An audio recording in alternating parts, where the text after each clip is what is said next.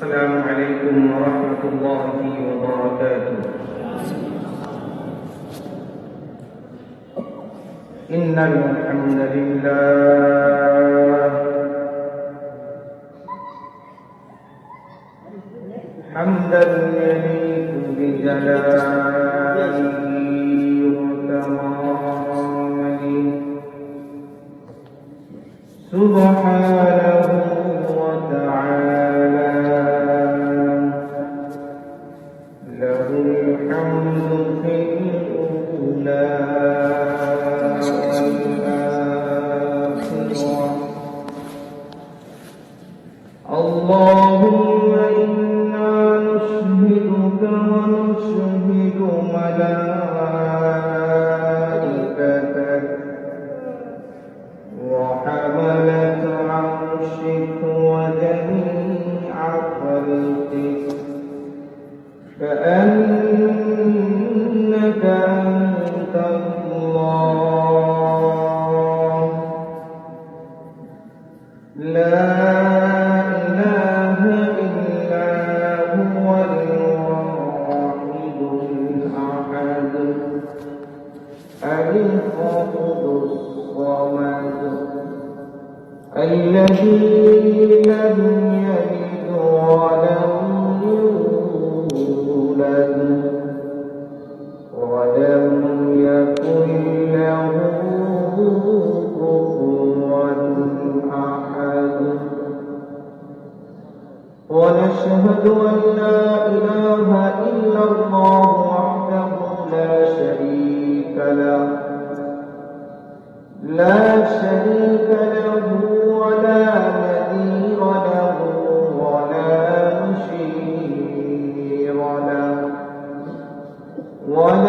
مشير له ولا جد له ولا ند له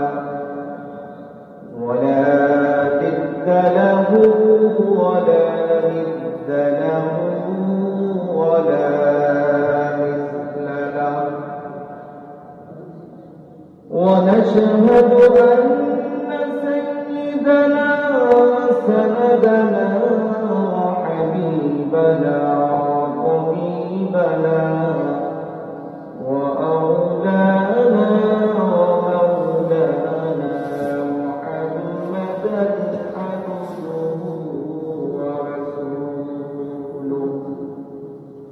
الذي أرسله بشيرا ونذيرا وداعيا إلى الله بإذنه وسراجا منيرا. أما بعد فقد قال الله تعالى في كلامه المجيد زبان كل محمد شغل بني أعوذ بالله من الشيطان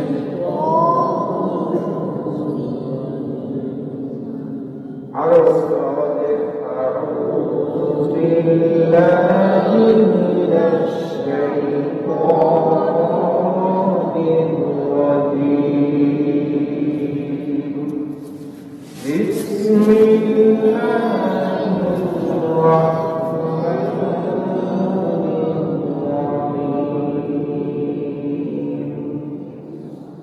إنه لا يحب المستكبرين.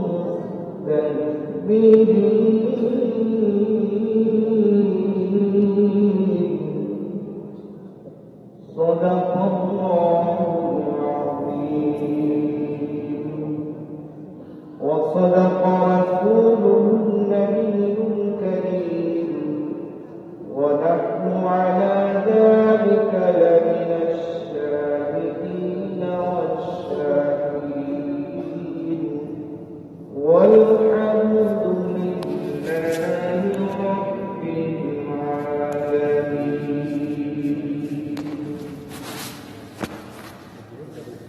وعن ابن مسعود رضي الله تعالى عنه قال قال رسول الله صلى الله عليه وسلم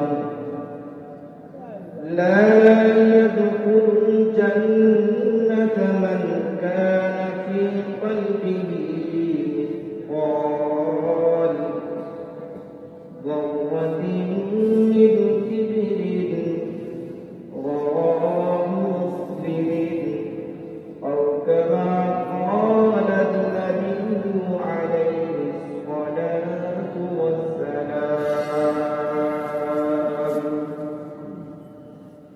إن الله تعالى في شان حبيبه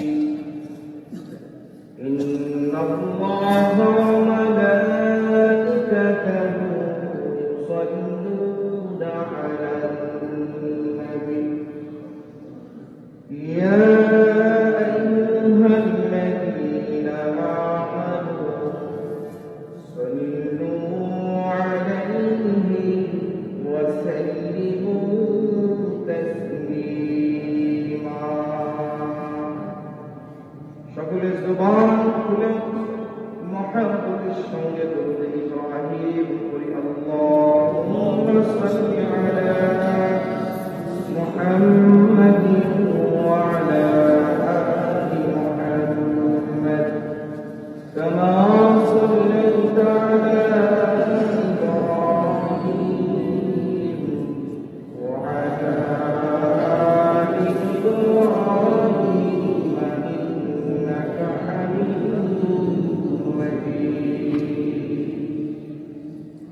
اللهم بارك على محمد وعلى آل محمد كما باركت على إبراهيم وعلى آل إبراهيم إنك حميد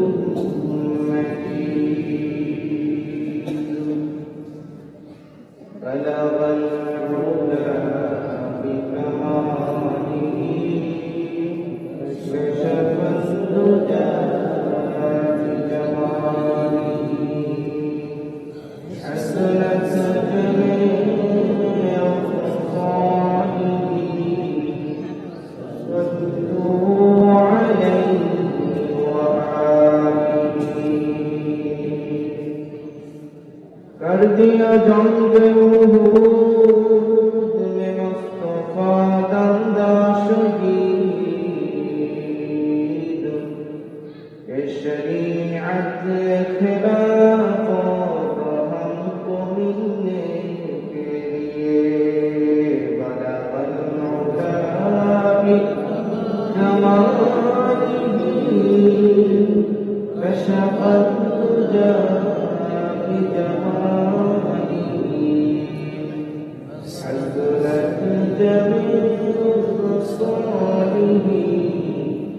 صلوا عليه وآله وبالنبي जो ना झुके सूए मदीना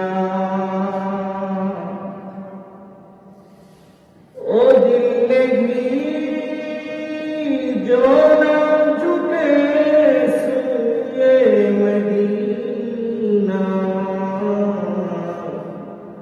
ओ सिर नहीं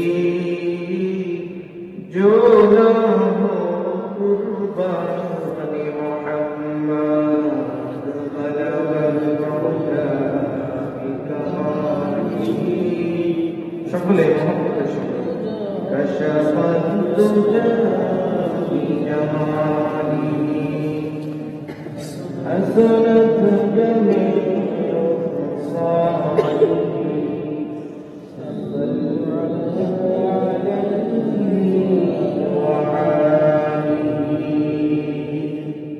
रहे मेरा मस्कन हवाली काबा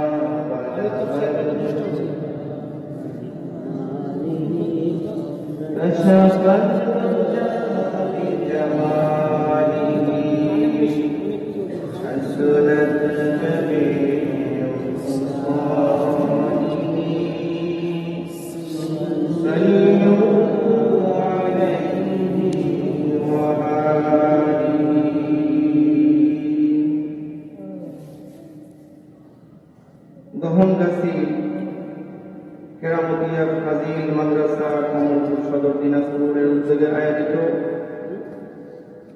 আজকের এই বিরাট ওয়াজ মাহফিলে মঞ্চে উপস্থিত রয়েছেন আজকে বিরাট ওয়াজ মাহফিলের মুহতারাম সম্মানিত সর্বজনীন শ্রদ্ধাভাজন ব্যক্তি জনাব আলহাজ মোহাম্মদ আমিনুল ইসলাম সরকার আমু, সভাপতি মহিলা মাদ্রাসা ও বিশিষ্ট শিল্পপতি মাজেদা অটো রাইস মিলস ফুলহাট সদর দিনাজপুর। উক্ত মাহফিলে প্রধান অতিথি হিসাবে আমরা পোস্টারের মাধ্যমে জানতে পেরেছি জনাব মোহাম্মদ এমদাদ সরকার, সভাপতি দিনাজপুর সদর উপজেলা আওয়ামী লীগ, চেয়ারম্যান সাধারণ উত্তরাইল ইউপি সদর দিনাজপুর। আজকের এই বিরাট ওয়াজ মাহফিলের প্রধান মেহমান হিসেবে যার নাম আমরা পোস্টারে পেয়েছি জনাব আলহাজ মোহাম্মদ মাজেদুর রহমান সরকার জুয়েল, চেয়ারম্যান 10 নং ইউপি সদর দিনাজপুর। সময় স্বল্পতার কারণে যিনারা আজকের এই মাহফিলে বিশেষ অতিথি হয়েছেন তাদের নাম এখানে আর ঘোষণা করছি না। সর্বোপরি আজকের এই মাহফিলে যিনি আমার পূর্বে আলোচনা করেছেন আপনাদের সকলের সুপরিচিত আলোচক, বিশিষ্ট ইসলামী চিন্তাবিদ জনাব আলহাজ হাফেজ মাওলানা আবুল কাশেম সরকার, সভাপতি ইমাম উলামা কল্যাণ সমিতি মুহতামিম কালুপীর মাদ্রাসা ফুলহাট সদর দিনাজপুর। আজকের এই মাহফিলে মঞ্চে উপস্থিত রয়েছেন অত্র এলাকার অত্র সমাজের সম্মানিত মানবগণ্য মুরব্বী সাহেবান, উপস্থিত রয়েছেন বিশিষ্ট ইসলামী চিন্তাবিদ ফুলহাট কেন্দ্র জামে মসজিদের সম্মানিত খতিব, জামিয়া আরাবিয়া ইলতাম মাদ্রাসার সম্মানিত সিনিয়র মুহাদ্দিস হযরতুল আল্লাহ হযরত মাওলানা মুফতি মাসুম বিল্লাহ সাহেব দাওয়াত বারাকাতুহু। তৃতীয় বক্তা হিসেবে যার নাম আমরা পোস্টারে দেখতে পাচ্ছি জনাব আলহাজ হাফেজ মাওলানা হেদায়েতুল ইসলাম ইলতাম মাদ্রাসা সদর দিনাজপুর। আমার সামনে উপস্থিত রয়েছে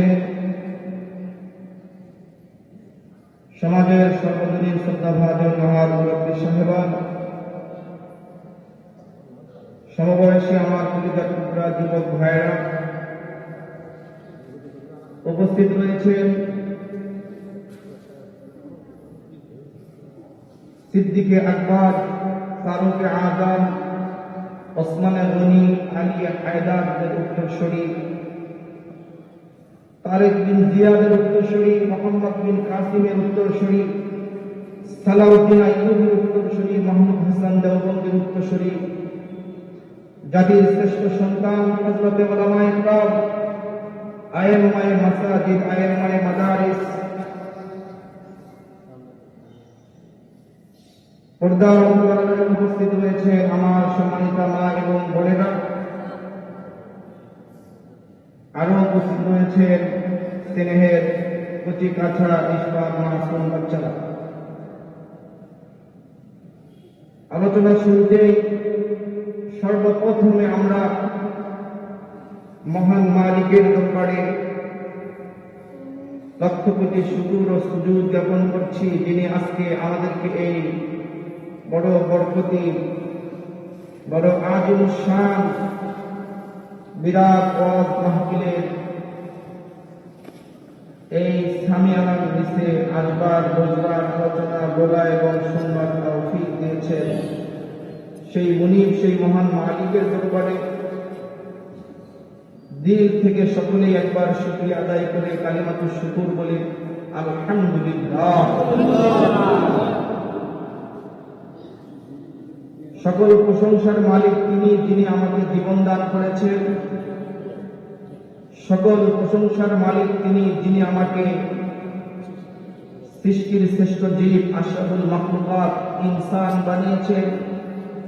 সকল প্রশংসার মালিক তিনি, যিনি আমাকে ইনসান বানানোর পরে হিন্দু, বৌদ্ধ, খ্রিস্টান অন্য ধর্মের ধর্ম অনুসরণের মধ্যে অন্তর্ভুক্ত না করে পৃথিবীর ইতিহাসের সর্বকালের সর্বশ্রেষ্ঠ ধর্ম, একমাত্র সত্য ধর্ম ইসলামের অনুসারী হয়ে মুসলিম পরিবারে মুসলিম সমাজে জন্মগ্রহণ করার তৌফিক দিয়েছে। সকল প্রশংসা হবে সেই মালিকের জন্য, যিনি আমাকে মুসলমান হিসেবে সৃষ্টির পরে পৃথিবীর ইতিহাসের সর্বশ্রেষ্ঠ মানুষ, পৃথিবীর ইতিহাসের সর্বশ্রেষ্ঠ মানব, সর্বকালের সর্বশ্রেষ্ঠ নবী আরবুল আজম মুহাম্মদুর রাসূলুল্লাহ সাল্লাল্লাহু আলাইহি ওয়াসাল্লামের উম্মত হিসেবে কবুল করেছে। যে আল্লাহ আপনাকে আর আমাকে এত বড় বড় নিয়ামত দান করে এই দুনিয়ার সুন্দর নিখিল ভুবনে প্রেরণ করেছেন, সেই রব্বে কালিমের দরবারে যখন আমরা শুকরিয়া আদায় করব, শুকরিয়া আদায় করতে হলেও শুকরিয়াটা ঠিক তেমনই ভাবে আদায় করতে হবে। শুকরিয়া আদায়ের ভাষাটা আল্লাহ পাক রব্বুল আলামিন যখন এই পৃথিবীর সর্বপ্রথম মানুষ, আমাদের আদি পিতা, জাতির পিতা হযরতে আদম আলাইহিস সালামকে সৃষ্টি করেছে, সৃষ্টির পরে যখন তার শরীরের ভিতরে রূহকে ফুঁকে দিয়েছিলেন, তখন তিনি বেহুশ হয়ে গিয়েছিল।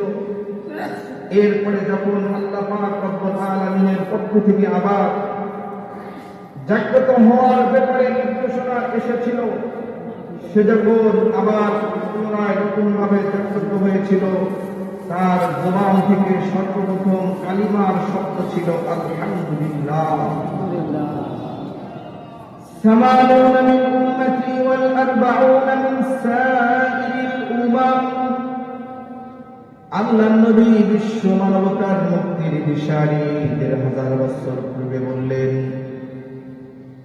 আমার যে উম্মত সদা সর্বদা আল্লাহ পাকের শুকরিয়া আদায় করতে গিয়ে, প্রশংসা বর্ণনা করতে গিয়ে আলহামদুলিল্লাহ বলবে, কিয়ামতের ময়দানে হাসর নাসর আর মিজানের শেষ বিচারের ফলাফলে যারা জান্নাতের অধিকারী হবে, এমন ব্যক্তিদের সংখ্যা হবে ১২০ কাতার। ১২০ কাতার জান্নাতীদের মধ্যে আমি আল্লাহর হাবিব বলছেন, আমার উম্মতের কাতারের সংখ্যা হবে ৮০ কাতার। বাদবাকি সমস্ত আম্বিয়াদের উম্মতের জান্নাতীদের সংখ্যার কাতার হবে ৪০টি। ৪০ আর ৮০ কাতারে ১২০ কাতার হবে জান্নাতীদের কাতারের সংখ্যা। এই ১২০ কাতারের মধ্যে সর্বপ্রথম লাইনে, সর্বপ্রথম কাতারে তারাই থাকবে যারা দুনিয়াতে আমি রবের বেশি বেশি করে প্রশংসা করেছে। জান্নাতের প্রথম ভাষা আলহামদুলিল্লাহ। সূরাতুল ফাতিহা, যে সূরা দিয়ে আমরা নামাজ শুরু করি, সেই নামাজের মধ্যেও প্রথম শব্দ আলহামদুলিল্লাহ। এজন্য যে মুমিন মুসলমান দুনিয়াতে আলহামদুলিল্লাহ শব্দ দিয়ে মাওলা পাকের বেশি বেশি করে শুকরিয়া আদায় করবে, প্রশংসা বর্ণনা করবে, কাল কিয়ামতের ময়দানে সেই আল্লাহর বান্দাকে আল্লাহ তাআলা জান্নাতীদের ১২০ কাতারের প্রথম নম্বর কাতারে তাদের জায়গা করে দিবে।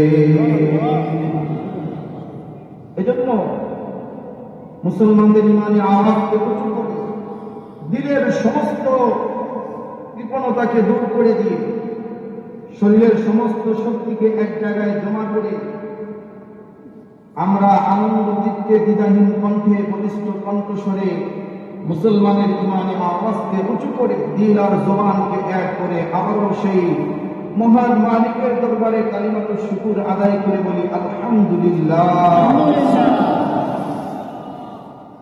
শতকোটি দরুদ ও সালাম বিশ্ব মানবতার মুক্তির দিশারি, বিশ্ব মানবতার মুক্তির সনদ, বিশ্ব মানবতার মুক্তির কাণ্ডারি, বিশ্ব মানবতার মুক্তির মহান নায়ক, যিনি মিথ্যার এই পৃথিবীকে সত্যের সন্ধান দিয়েছেন, যিনি বিশ্ব মানবতাকে মুক্তির পয়গাম শুনিয়েছেন, যিনি বিশ্ব নেতাদেরকে নেতৃত্বের পথ দেখিয়েছেন, যেই নবীর আগমনে এই পৃথিবীর মধ্যে যে অশান্তি আর অনিয়ম চলছিল, অশান্তি অনিয়মের সেই বেগবান চাকা থেমে গিয়ে পৃথিবীকে বইতে শুরু করেছিল শান্তি, স্বস্তি, শৃঙ্খলার পথধারা। যে নবীর আগমনে এই পৃথিবী যেন হয়েছিল সুশোভিত, নিখিল ভুবন যেন হয়েছিল সৌন্দর্যমণ্ডিত, নদ নদীগুলো দূষিত যেন হয়েছিল অপ্রবিত। এজন্য আমরা সেই নবীর উপরে দুরূদ ও সালাম করব, যেই নবীর আগমন হয়েছিল এই পৃথিবী থেকে সমস্ত অন্যায়, অবিচার, কুপাচার, পাপাচার, শোষণ, জুলুম, সকল অপসংস্কৃতি, কুসংস্কারের বিরুদ্ধে। যেই নবীর আগমনে কাফের আর মুশরিকদের কাবা গৃহে স্থাপিত ৩৬০টি মূর্তি ভেঙ্গে চুরমার হয়ে গিয়েছিল। পারস্যের সেই প্রজ্বলিত অগ্নিকুণ্ড নিভে গিয়েছিল। রোম সম্রাটের আকাশচুম্বী রাজপ্রাসাদ ধসে পড়েছিল। সত্য হয়েছিল সেই কথা, যে কথা আমার আল্লাহের হাজার বছর পূর্বে আসমানের নিচে জমিনের উপরে সবচেয়ে সর্বশ্রেষ্ঠ কিতাব আল্লাহর কোরআন কারীমের মধ্যে ঘোষণা দিয়ে বলেছেন, কুল জাআল হক ওয়া যাহাকাল বাতিল, সত্য সমাগত, মিথ্যা বিতাড়িত, হক সমাগত, বাতিল বিতাড়িত, ঈমান সমাগত, কুফর বিতাড়িত, তাওহীদ সমাগত, শিরক বিতাড়িত, সুন্নাত সমাগত, বেদাত বিতাড়িত, হালাল সমাগত, হারাম বিতাড়িত, জায়েজ সমাগত, নাজায়েজ বিতাড়িত, ন্যায় সমাগত, অন্যায় বিতাড়িত, মাজলুম সমাগত, জালেম বিতাড়িত। সেই মহামানবের উপরে আমরা দিল আর জবানকে এক করে হৃদয়ের সমস্ত ভালোবাসার আবেগকে উজাড় করে দিয়ে বিশ্ব নবীর উপরে দুরূদ সালাম করে সকলে বলি সাল্লাল্লাহু আলাইহি ওয়াসাল্লাম।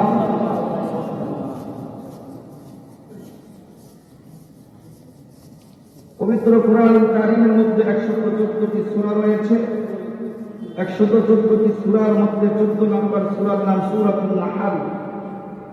আল্লাহর কোরআন কারীমের মধ্যে যেমনি ভাবে মুমিনের নামে সূরা নাযিল করা হয়েছে, ঠিক তেমনি ভাবে কাফেরের নামে সূরা নাযিল করা হয়েছে। কাফেরের নামে যেমনি ভাবে সূরা নাযিল করা হয়েছে, ঠিক তেমনি ভাবে মুনাফিকের নামে সূরা নাযিল করা হয়েছে। ঠিক এমনই ভাবে অসংখ্য অগণিত পশু পাখি এবং ব্যক্তিকে কেন্দ্র করে আল্লাহ তাআলা সূরা নাযিল করেছে। সূরাতুন নাহল কোরআন কারীমের ১১৪ সূরার ১৬ নম্বর সূরা সূরাতুন নাহল থেকে ছোট্ট একটি আয়াতের এক অংশ আপনাদের সামনে তেলাওয়াত করেছি। আল্লাহর নবীর অসংখ্য হাদিসের অমীয় বাণী থেকে ছোট্ট একখানা হাদিস আপনাদের সামনে তেলাওয়াত করা হয়েছে। কোরআনুল কারীমের ছোট্ট একটি আয়াতের এক অংশ এবং আল্লাহর নবীর হাদিসের অমীয় বাণী থেকে ছোট্ট একটা হাদিস, এই দুইটার সমন্বয়ে কিছু কথা বলবো। মুসলমান ইমানদার আল্লাহর গোলাম গভীর মনোযোগ দিয়ে দিলের কানে কথাগুলো শুনতে হবে। নড়াচড়া, আওয়াজ, উঠা বসা করা যাবে না। কোরআনুল কারীমের মাহফিল বড় দামি মাহফিল। কোরআনুল কারীমের মাজমা বড় দামি মাজমা। কোরআনুল কারীমের বাগান বড় দামি বাগান। কোরআনুল কারীমের এই আলোচনার মজলিস বড় দামি মজলিস। এজন্য বেয়াদবি যেন কোনো কিছু না হয়ে যায়, সেজন্য সবাইকে সতর্ক এবং সাবধান থাকতে হবে। আল্লাহর কোরআন কারীম বলছেন, ওয়াইদা কুরিয়াল কুরআন ফাসতামিউ লাহু ওয়া আনসিতু লাআল্লাকুম তুরহামুন। যখন কোরআন কারীমের আলোচনা হবে, যখন কোরআন তেলাওয়াত হবে, তখন গভীর মনোযোগ দিয়ে শুনতে হবে। আওয়াজ করা যাবে না, কথা বলা যাবে না। যদি আমরা মুসলমান হয়ে থাকি, কোরআনকে বিশ্বাস করে থাকি, কোরআনুল কারীমের এই আয়াতখানাকে বিশ্বাস করে থাকি, তবে সবাইকে মনোযোগ দিয়ে ধৈর্য সহকারে কোরআনুল কারীমের কথাগুলো শুনতে হবে। এই কথাগুলো সকলে আদরের সাথে, আজমতের সাথে, মহাব্বতের সাথে, অন্তরের দিল খুলে সবাই শোনার জন্য প্রস্তুত রয়েছেন। কারা কারা প্রস্তুত রয়েছেন একটু দুখানা হাত তুলে আমার আল্লাহকে দেখাইতে হবে।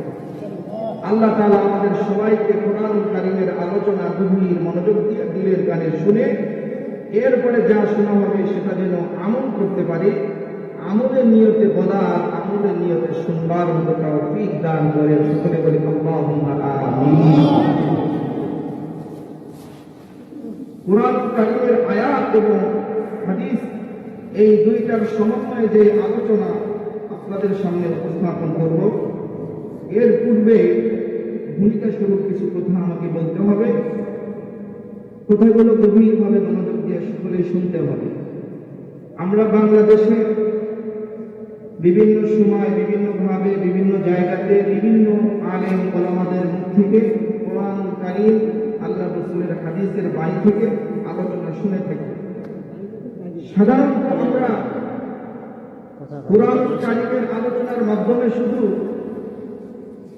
আসমানের উপরের বিষয়গুলো নিতে চাই, এরপরে জমিনের নিচের বিষয়গুলো আমরা নিতে চাই। এর মানে কবর জগতে কি হবে, এরপরে ময়দানে মাহশারে কি হবে, জান্নাত জাহান্নাম কি, এরপরে সেগুলোর শান্তি আর শাস্তি কি, এই বিষয়গুলো আমরা শুনতে বেশি অভ্যস্ত।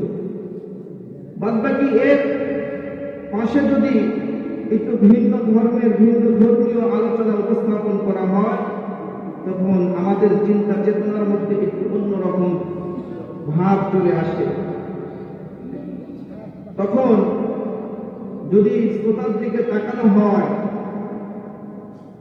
দেখলে পরে মনে হয় যেন আমি যে কথাগুলো বলছি এখন, তার কাছে সেই কথাগুলো মনে হয় খুবই নতুন, এবং এই কথাগুলো মনে হয় যেন কোরআনে নেই, এই কথাগুলো মনে হয় যেন রাসূলের হাদিসেও নেই।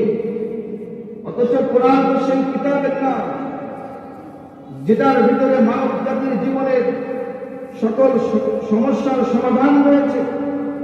যেমনিভাবে কোরআন কারীমের মধ্যে নামাজের আলোচনা রয়েছে, যেমনিভাবে কোরআন কারীমের মধ্যে যাকাতের আলোচনা রয়েছে, যেমনিভাবে কোরআন কারীমের মধ্যে বাইতুল্লাহ হজের কথা আলোচনা রয়েছে, যেমনিভাবে কোরআন কারীমের মধ্যে পিতা মাতার সঙ্গে সত্য সুন্দর আচরণ আর ব্যবহারের কথা বলা হয়েছে, যেমনিভাবে কোরআন কারীমের মধ্যে আত্মীয়তার বন্ধনের কথা বলা হয়েছে, যেমনিভাবে কোরআন কারীমের মধ্যে সামাজিক বন্ধনের কথা বলা হয়েছে, ঠিক তেমনিভাবে এই কোরআন কারীমের মধ্যে স্বাধীনতার মাস হিসেবে স্বাধীনতার কথাও বলেছে। কথা ঠিক কিনা আওয়াজ দিয়ে বলে। Islam is the complete code of life, Quran is the complete code of life. ইসলাম একটি পূর্ণাঙ্গ জীবন ব্যবস্থার নাম, ইসলাম একটি পূর্ণাঙ্গ জীবন বিধানের নাম, কোরআন একটি পূর্ণাঙ্গ জীবন দর্শনের নাম, কোরআন একটি পূর্ণাঙ্গ জীবন আদর্শের নাম। কথা ঠিক কিনা আওয়াজ দিয়ে বলতে হবে। আমরা সর্বপ্রথমে এই ভূমিকায়, যেহেতু আজকে একটি ধর্মীয় প্রতিষ্ঠান ফাজিল মাদ্রাসার মাহফিল, এজন্য এই যে ফাজিল মাদ্রাসা, দাখিল মাদ্রাসা, আলিম মাদ্রাসা, কামিল মাদ্রাসা, কওমি মাদ্রাসার যে নাম একটা আমরা বাংলাদেশের আনাচে কানাচে শুনতে পাই, এই প্রতিষ্ঠানের একটি ইতিহাস আমাদেরকে জানতে হবে। ফাজিল মাদ্রাসায় মাহফিলে সর্বপ্রথম ফাজিল মাদ্রাসাটার আসল উৎপত্তি কোথায় থেকে, এই মাদ্রাসার সূচনা কোথায় থেকে হয়েছে, সংক্ষিপ্ত আকারে অথবা ধর্মীয় প্রতিষ্ঠানগুলোর সূচনা কখন কিভাবে হয়েছে, এটা আমার আলোচনার 1 নম্বর ভূমিকা হবে। ভূমিকায় আমরা জানব অত্র এলাকার আশেপাশের সকল মানুষ, সকলেই আপনারা জানেন যে গোমনগাছি কেরামতিয়া ফাজিল মাদ্রাসা কত না নাম শুনেছেন, আর এখানে বা কতবার এসেছে। আপনারা আপনাদের সন্তানদেরকে লেখাপড়া শেখাচ্ছেন, তারা লেখাপড়া শিখছে। এখানকার যারা সম্মানিত জাতির শ্রেষ্ঠ রাহবার, জাতির শ্রেষ্ঠ যারা কর্ণধার, সম্মানিত শিক্ষক বিন্দুরা, তারা রাত দিন পরিশ্রম করে আপনাদের সন্তানদেরকে তারা শিক্ষার আলো দিয়ে তাদের হৃদয়টাকে আলোকিত করছে। কিন্তু একটা বার আপনার হৃদয়ের ভিতরে, একটা বার আপনার হৃদয়ের গভীরে এই প্রশ্ন এসেছে কিনা জানি না যে ফাজিল মাদ্রাসা বলেই বহন করছে ফাজিল মাদ্রাসা, কিন্তু এই মাদ্রাসার আসল ইতিহাসটা কি, কোথায় থেকে আসলো, কিভাবে আসলো, কিভাবে আমরা এই প্রতিষ্ঠান পেয়েছি, যেই প্রতিষ্ঠানের আজকে আমরা 68তম একটি বিরাট ওয়াজ মাহফিল এখানে আমরা আয়োজন করেছি। বর্তমান বিশ্বের এই 700 কোটি মানুষের দুনিয়াতে, বর্তমান বিশ্বের এই পৃথিবীতে 2 ধরনের শিক্ষা আমরা আমাদের মাঝে বিরাজমান দেখতে পাই। এক ধরনের শিক্ষাকে বলা হয় জাগতিক শিক্ষা। জাগতিক শিক্ষার অর্থই হলো যেই শিক্ষা সাধারণত স্কুল, কলেজ, ভার্সিটিতে দেওয়া হয়, এক কথায় যেটা দুনিয়ার শিক্ষা, যেই শিক্ষা দুনিয়ার কাজে লাগে। বুঝতে পারছেন বিষয়টা? তাহলে এক ধরনের শিক্ষার নাম হলো জাগতিক শিক্ষা, যেটা স্কুল, কলেজ, ভার্সিটিতে দেওয়া হয়, যেটাকে এলমে দুনুবিয়া বলা হয়, উলুমে দুনুবিয়া বলা হয়, দুনিয়ার শিক্ষা বলা হয়। দ্বিতীয় নম্বরে আরেক ধরনের শিক্ষা রয়েছে, যে শিক্ষাকে বলা হয় আখিরাতের শিক্ষা, আধ্যাত্মিক শিক্ষা, পরকালের শিক্ষা। অর্থাৎ যে শিক্ষাটাকে আমরা সাধারণ ভাষায় কওমি মাদ্রাসার শিক্ষা হিসেবে বুঝে থাকি। আমার আলোচনা একটু সকলেই মনোযোগ দিয়ে শুনতে হবে, তাহলে কিছু এখান থেকে নিতে পারবেন, বুঝতে পারবেন, জানতে পারবেন। তবে এই কথা সত্য, গ্রাম অঞ্চলের মাহফিল হিসাবে গ্রাম্য মানুষের, আমাদের মুরব্বী বাবাদের কিছু চাহিদা, তাদের হৃদয়ে কিছু খোরাক থাকবে, যে সুন্দর কিছু ঘটনা, সুন্দর কিছু সাবলীল ভাষায় সুর দিয়ে কিছু আলোচনা উপহার দেওয়া, এটা আমরা অবশ্যই করবো লাস্টে গিয়ে। তবে ভূমিকা শুরুতে এই কথাগুলো আপনাদেরকে সকলেই শুনতে হবে। তাহলে বলছিলাম, দ্বিতীয় নম্বরের যে শিক্ষাটা, সেই শিক্ষার নাম হলো আধ্যাত্মিক শিক্ষা, আখিরাতের শিক্ষা। যেই শিক্ষাকে আমরা ধর্মীয় শিক্ষা বলি, যেই শিক্ষাটা দেওয়া হয় কওমি নামক মাদ্রাসাতে অথবা আলিয়া নামক মাদ্রাসাতে। তাহলে ধর্মীয় শিক্ষার নাম হলো 2টা, এক হলো কওমি আর একটা হলো আলিয়া। আর দুনিয়ার শিক্ষার নাম হলো একটাই, জাগতিক শিক্ষা, যেটা দেওয়া হয় প্রাথমিক অবস্থায় প্রাইমারি স্কুলে, এরপরে হাই স্কুলে, এরপরে কলেজে, এরপরে সর্বোচ্চ ভার্সিটিগুলোতে। এই 2 ধরনের শিক্ষা বর্তমান বিশ্বের 700 কোটি মানুষ তারা গ্রহণ করে নিয়েছে। যারা কেবলমাত্র মুসলমান, যারা কেবলমাত্র মুসলিম, এদের মধ্যেই আমার 2টা গ্রুপ, একটা গ্রুপ, একটা শ্রেণী, আমার একদল যুবক ভাইরা, আমার একদল সমবয়সী বন্ধুবর ভাইয়েরা, তারা দুনিয়ার শিক্ষা তথা স্কুল, কলেজ, ভার্সিটির শিক্ষায় শিক্ষিত হচ্ছে। অন্যথায় আবার আমাদের মুসলিম সমাজের, মুসলিম রাষ্ট্রে আমাদের অনেক সাথী ভাইয়েরা, তারা আবার ধর্মীয় শিক্ষা অর্জন করার জন্য কওমি মাদ্রাসা, আলিয়া মাদ্রাসায় গিয়ে তারা আবার লেখাপড়া শিখছে। কথা ঠিক কিনা বলেন? অপরদিকে যারা মুসলমান না, যাদের পরিচয় মুসলিম না, যারা ইসলাম ধর্মের অনুসরণ করে না, যাদের ধর্মীয় কিতাব আল কোরআন নয়, ইহুদি, খ্রিস্টান, বৌদ্ধ, নাসারা সহ ইত্যাদি ইত্যাদি যত জাতি রয়েছে মুসলিম জাতি ব্যতীত, তারা কিন্তু আমাদের এই ধর্মীয় শিক্ষায় শিক্ষিত হওয়ার জন্য কোন কওমি মাদ্রাসায় পড়ে না, কোন আলিয়া মাদ্রাসাতেও তারা লেখাপড়া শিখে না। তাহলে শিক্ষা দুই প্রকার, কিন্তু গ্রুপ কয়টা বলে? তিনটা। গ্রুপ কয়টা? দল তিনটা। শিক্ষা কয় রকম? দুই রকম। ধর্মীয় শিক্ষা আর হলো জাগতিক শিক্ষা, দুনিয়ার শিক্ষা। দুই রকমের শিক্ষায় দল হয়ে গেল তিনটা। মুসলিম সমাজের মধ্যেই ধর্মীয় শিক্ষায় শিক্ষিত হয় একদল, মুসলিম সমাজের মধ্যেই জাগতিক শিক্ষা স্কুল কলেজ ভার্সিটিতে শিক্ষায় শিক্ষিত হয় আরেক দল। ধর্মীয় শিক্ষায় শিক্ষিত হওয়ার মধ্যে যাদেরকে আমরা দেখতে পাই তারা হলো কওমি মাদ্রাসার উলামায়ে কেরাম, নয়তোবা আলিয়া মাদ্রাসার উলামায়ে কেরাম। আবার যারা আমাদের মুসলমানদের যুবক সন্তানরা যারা স্কুল কলেজ ভার্সিটিতে লেখাপড়া করে, এদেরও একটা গ্রুপ যারা দুনিয়ার শিক্ষায় শিক্ষিত হচ্ছে।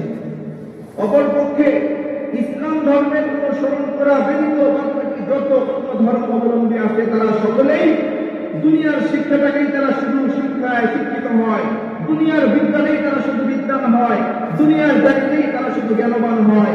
তারা কিন্তু আমাদের এই ধর্মীয় কোরআন হাদিসের শিক্ষা অর্জন করার জন্য আসে না। এবার আমরা যারা দুনিয়াতে আসার পরে মুসলিম পরিবারে জন্মগ্রহণ করে মুসলিম সমাজে বসবাসের মাধ্যমে আমরা যারা এই আলিয়া নামক মাদ্রাসায় লেখাপড়া শিখছি, এই আলিয়া নামক মাদ্রাসার প্রথম মাদ্রাসা কোনটি, প্রথম কোথায় কিভাবে প্রতিষ্ঠিত হয়েছিল সেই সংক্ষিপ্ত ইতিহাস আমাদেরকে জানতে হবে। যখন এই উপমহাদেশ একসময় ইংরেজ সরকারের শাসন আমলে পরিচালিত হতো, 195 বছর ইংরেজ সরকার এই উপমহাদেশকে তারা শাসন করেছে।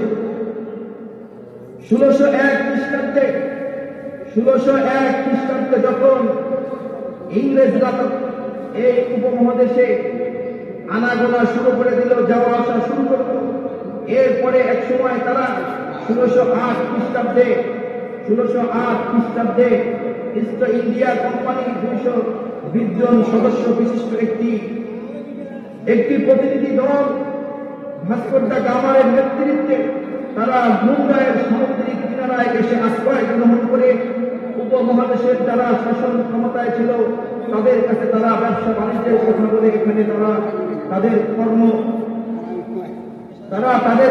এখানে শুরু করে দিল।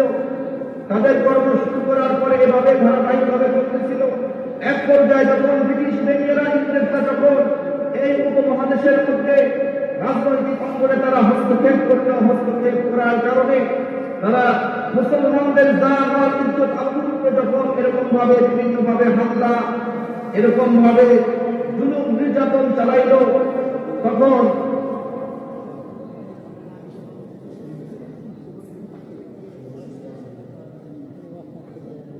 এইভাবে ধারাবাহিকভাবে হতে হতে 1781 খ্রিস্টাব্দে একজন খ্রিস্টান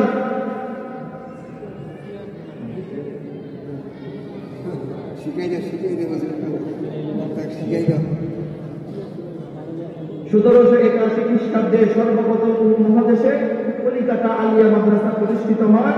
1947 যখন দেশ স্বাধীন হয় ইংরেজদের হাত থেকে, তখন কলিকাতা আলিয়া মাদ্রাসাটা স্থানান্তরিত হয়ে ঢাকা আলিয়া মাদ্রাসার নামকরণে রূপান্তরিত হয়।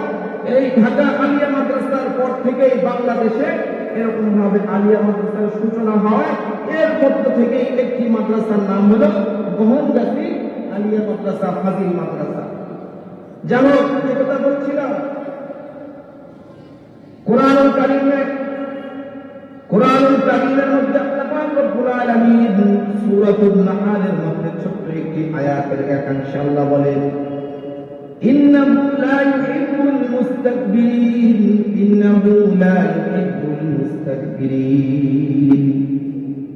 এই দুনিয়াতে যারা ছাত্র রয়েছে, ছাত্র চায় শিক্ষকের কাছ থেকে ভালোবাসা পাওয়ার জন্য, যারা পীর সাহেবের মুরিদরা চায় পীর সাহেব থেকে যেন আমি ভালোবাসা পাই, পীর সাহেব যেন আমাকে মহব্বত করে, যারা স্ত্রী তারা স্বামীর কাছ থেকে ভালোবাসা চায়, যারা সন্তান তারা বাবা মার কাছ থেকে ভালোবাসা চায়, ছোট ভাই বড় ভাইয়ের কাছ থেকে ভালোবাসা চায়, ছোট বোন বড় বোনের কাছ থেকে ভালোবাসা চায়, কর্মী তার নেতা নেত্রীর কাছ থেকে ভালোবাসা চায়।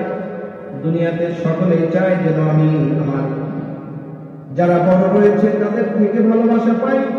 কর্মী যেমনি ভাবে নেতা নেত্রীর কাছ থেকে ভালোবাসা চায়, মুরিদ যেমনি ভাবে পীরের কাছ থেকে ভালোবাসা চায়, স্ত্রী যেমনি ভাবে স্বামীর কাছ থেকে ভালোবাসা চায়, ছাত্র যেমনি ভাবে শিক্ষকের কাছ থেকে ভালোবাসা চায়, আমি আর আপনি আল্লাহর গোলাম হিসেবে আমার আর আপনার টার্গেট হলো যেন আমি আর আপনি মাওলা পাকের ভালোবাসা পেয়ে যাই। কথা ঠিক কিনা বলে? আমরা কি আল্লাহর ভালোবাসা চাই না? আল্লাহর ভালোবাসা চাই। কারা কারা তখন হাত উঁচু করে আল্লাহ তাআলাকে দেখাইতে হবে। আল্লাহু আকবার, আল্লাহু আকবার, আল্লাহু আকবার। যারা আমরা আল্লাহর ভালোবাসা পেতে চাই, এই দুনিয়াতে যারা আল্লাহর প্রিয় বান্দা হতে চাই, আল্লাহ বলেন ইন্নাহু লা ইউহিব্বুল মুস্তাকবিরিন। আমি আল্লাহ তাআলা ভালোবাসবো, আমি আল্লাহ তাআলা ভালোবাসি ওই সমস্ত ব্যক্তিদেরকে যাদের হৃদয়কে অহংকার মুক্ত করেছে, যাদের হৃদয়ের ভিতরে অহংকার নাই, যাদের হৃদয়ের ভিতরে দাম্ভিকতা নেই, যাদের হৃদয়ের ভিতরে অহংকার থাকবে না, আল্লাহ তাআলা তাদেরকে ভালোবাসবেন। আল্লাহর নবী হাদিসের বাণীতে বলছেন, অহংকার এমন একটা রোগ, অহংকার এমন একটা গুণ, যার হৃদয়ের ভিতরে সরিষার দানা পরিমাণ অহংকার থাকবে, আল্লাহর নবী বলেন এমন আল্লাহর বান্দাকে আল্লাহ তাআলা জান্নাতের মেহমান হিসেবে কবুল করবেন না। লা ইয়াদখুলুল জান্নাতা মান কানা ফী কলবিহি মিসকালু যাররাতিন মিন কিবরিন। আল্লাহর নবী বলেন সরিষার দানা পরিমাণ যদি অহংকার নিয়ে তুমি মাওলা পাকের দরবারে হাজিরা দাও, মাওলা পাকের দরবারে উপস্থিত হও, আমার মাওলা কিন্তু তোমাকে জান্নাতের মেহমান হিসেবে গ্রহণ করবে না। মুহাদ্দিসিন ইকরাম হাদিসের ব্যাখ্যায় সরিষার দানা পরিমাণের ব্যাখ্যা করেছেন, যখন সূর্যের আলোর কিরণ লেগে, সূর্যের আলোর কিরণ যখন লেগে যায়, রাস্তাঘাটে চলতে যে সমস্ত বালি আমরা উঠতে দেখি, এমন চোখে দেখা যায় না স্বভাবের বালিকে সরিষার দানা পরিমাণ বলা হয়েছে। এই পরিমাণ যদি অহংকার আপনার হৃদয়ের ভিতরে থাকে, আপনাকে আল্লাহ তাআলা জান্নাতের মেহমান করবেন না। অহংকার এমন একটি নীতিবাচক গুণ, যেই অহংকার আপনার হৃদয়ে থাকতে পারে, আল্লাহ তাআলা তার কুরআন কারীমের আয়াতের মধ্যে বলছেন, সাআসরিফু আন আয়াতি আল্লাযীনা ইয়াতাকাব্বারুনা ফিল আরদি বিগাইরিল হক। যেই ব্যক্তির হৃদয়ের ভিতরে অহংকার থাকবে, আল্লাহর কোরআন বলে, আল্লাহর কোরআন কারীমে বলছেন, অহংকারওয়ালা হৃদয়ের ব্যক্তির উপরে আল্লাহ তাআলা তার আয়াত এবং নির্দেশনাবলী থেকে তাকে বিমুখ করে রাখবেন। দ্বিতীয় নম্বর, হৃদয়ে যদি অহংকার থাকে শাস্তি হলো কি? যেই ব্যক্তির কলবের মধ্যে অহংকার থাকবে, আল্লাহ তাআলা ওই ব্যক্তির অন্তরকে, হৃদয়কে মোহরযুক্ত করে দিবেন। কাযালিকা ইয়াতবাউল্লাহু আলা কুল্লি কলবি মুতাকাব্বিরিন জাব্বার। দ্বিতীয় নম্বর, যদি আপনার হৃদয়ের ভিতরে অহংকার থাকে, অহংকার মুক্ত যদি আপনার হৃদয়কে আপনি করতে না পারেন, দ্বিতীয় নম্বরের শাস্তি হবে আল্লাহ পাক রব্বুল আলামিন পবিত্র কোরআন কারীমের মধ্যে বলেন, ওয়াস্তাফতাহু ওয়া খাবা কুল্লু জাব্বারিন আলীম। আল্লাহ তাআলা আপনাকে দুনিয়াতে ব্যর্থ করবেন, আখিরাতেও ব্যর্থ করবেন। পঞ্চম নম্বরে আল্লাহ বলেন, যেই ব্যক্তির হৃদয়ের ভিতরে সরিষার দানা পরিমাণ অহংকার থাকবে, আল্লাহ তাআলা এমন অহংকার ব্যক্তিকে আল্লাহ তাআলা সীমা লঙ্ঘনকারীদের অন্তর্ভুক্ত করে ফেলবেন। লাকাদ ইসতাকবারু ফি আনফুসিহিম ওয়া আযালু ওয়ান কাবীরা। সর্বশেষ, যদি আপনার হৃদয়ের ভিতরে সরিষার দানা পরিমাণ অহংকার থাকে, আল্লাহ পাক রব্বুল আলামিন তার কোরআন কারীমের মধ্যে ঘোষণা দিয়ে বলেন, ইন্নাল্লাযীনা ইস্তাকবিরুনা আন ইবাদাতি সায়াদখুলুনা জাহান্নামা দাখিরিন। আল্লাহর কোরআন কারীম বলছে, হৃদয়ের ভিতরে যদি সরিষার দানা পরিমাণ তুমি অহংকার নিয়ে থাকো, আমি আল্লাহ তাআলার চূড়ান্ত ফয়সালা হচ্ছে আমি আল্লাহ তাআলা তোমাকে লাঞ্ছনা বঞ্চনার মধ্য দিয়ে জাহান্নামে নিক্ষিপ্ত করব। আল্লাহ নবী বিশ্ব মানবতার মুক্তির দিশারি ১,০০০ বছর পূর্বে কোরআন কারীমে আল্লাহ পাক রব্বুল আলামিন যেমনি ভাবে অহংকারী ব্যক্তিদের সম্পর্কে বলেছেন, আল্লাহ নবী তার হাদিসের অমীয় বাণীতেও বলছেন। হাদিস শরীফ থেকে বলছি, আল কিবরিয়া ওয়াদাই ওয়াল আযমatu ইজারি ফামান নাযাআনি ওয়াহিদান মিনহুমা আলকাইতুহু ফিন-নার। আল্লাহর নবী বলেন, অহংকার এই ব্যক্তি করবে সে যেন আল্লাহর চাদর নিয়ে আল্লাহর ইজার নিয়ে টানা হাঁচড়া করলো। আল্লাহর নবী বলেন, অহংকার হলো আল্লাহ পাক রব্বুল আলামিনের চাদর আর ইজার লুঙ্গি। আল্লাহর যেই গোলাম দুনিয়াতে আল্লাহর গোলাম হয়ে অহংকার আর রিয়া আর ফখর আর তাকাব্বুর নিয়ে চলবে, আমার আল্লাহর নবী ১,৫০০ বছর পূর্বে বলেছেন এমন ব্যক্তিকে আল্লাহ পাক রব্বুল আলামিন জাহান্নামে নিক্ষিপ্ত করবে। আল্লাহ নবী হাদিসের বাণীতে আরো বলেন, যেই ব্যক্তি দুনিয়াতে অহংকার করবে, যেই ব্যক্তি দুনিয়াতে অহংকার করবে জাহান্নামে তো শুধু নিক্ষেপ করবেই না, মান কানা ফি কলবিহি মিসকাল যারাতিন মিন কিবরিন আকাব্বাহু আল্লাহু ফিন-নারি আলা ওয়াজহিহি। অহংকারওয়ালা হৃদয়, অহংকার যুক্ত হৃদয় আলা ব্যক্তিকে আল্লাহ তাআলা জাহান্নামে নিক্ষিপ্ত করতে উল্টো করে আল্লাহ তাআলা তাকে জাহান্নামে নিক্ষিপ্ত করবে।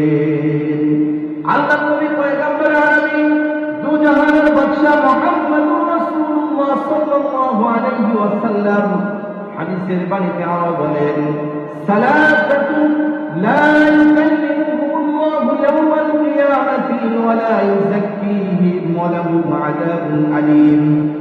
শাইখুন জানিন ওয়া মালিকুন কাযযাবুন ওয়া ফিল ওয়াফিন ওয়া মালিকুন জাইরুন ওয়া আইলুন মুস্তাকবিরুন। কিয়ামতের কঠিন ময়দানে মাহশারে যখন সকল উম্মত নবীরা ইয়া নাফসি বলতে থাকবে, এমন কঠিন মুসিবতের সময় যেই সমস্ত ব্যক্তিদের হৃদয়ের ভিতরে সরিষার দানা পরিমাণ অহংকার থাকবে, অহংকার যুক্ত দানা নিয়ে যারা আল্লাহর দরবারে হাজিরা দিবে, আল্লাহ নবী ১,০০০ বছর পূর্বে বলেছেন ৩ শ্রেণীর ব্যক্তির দিকে আল্লাহ পাক রব্বুল আলামিন কিয়ামতের ময়দানে তাদের সঙ্গে কথা বলবেন না, তাদের দিকে আমার মাওলা রহমতের দৃষ্টি কুদরতের দৃষ্টি দিবেন না, তাদের প্রতি আমার আল্লাহ বড় রাগান্বিত এবং গুসা হয়ে থাকবে। ৩ শ্রেণীর ব্যক্তির মধ্যে ১ নম্বর ওই বৃদ্ধ বাবা, ওই বয়স্ক মুরব্বী বাবা যিনি বৃদ্ধ বয়সেও জেনা ব্যভিচারে লিপ্ত হতো, বৃদ্ধ বয়সে যে মুরব্বী বাবা ব্যভিচারে লিপ্ত হতো, এমন ব্যক্তির দিকে কাল কিয়ামতের ময়দানে আমার আল্লাহ তাকাবেন না, আমার আল্লাহ তার রহমতের প্রতি নজর দিবেন না।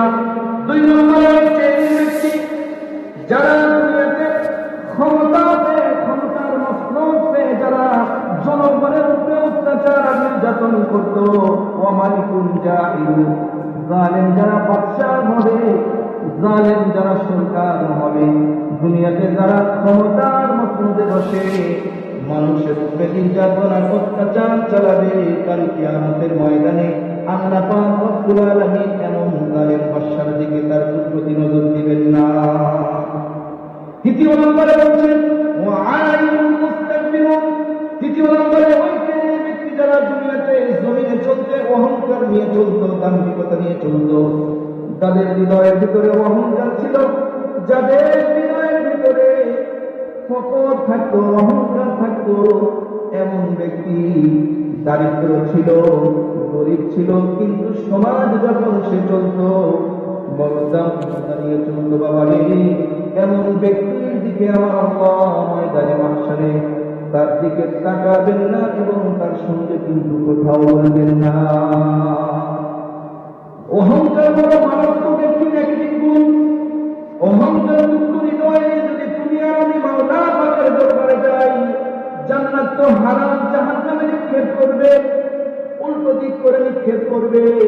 এবং শুধু তাই নয়, আল্লাহর নবী আরো বলেন মেরাজের ঘটনায় বর্ণনার মধ্যে এসেছে আল্লাহর নবী জাহান্নামের মধ্যে কিছু মানুষকে এমন দেখলেন যাদেরকে জাহান্নামীদের শরীরের পচা রক্ত পুষ এরকম ভাবে পালন করানো হচ্ছে।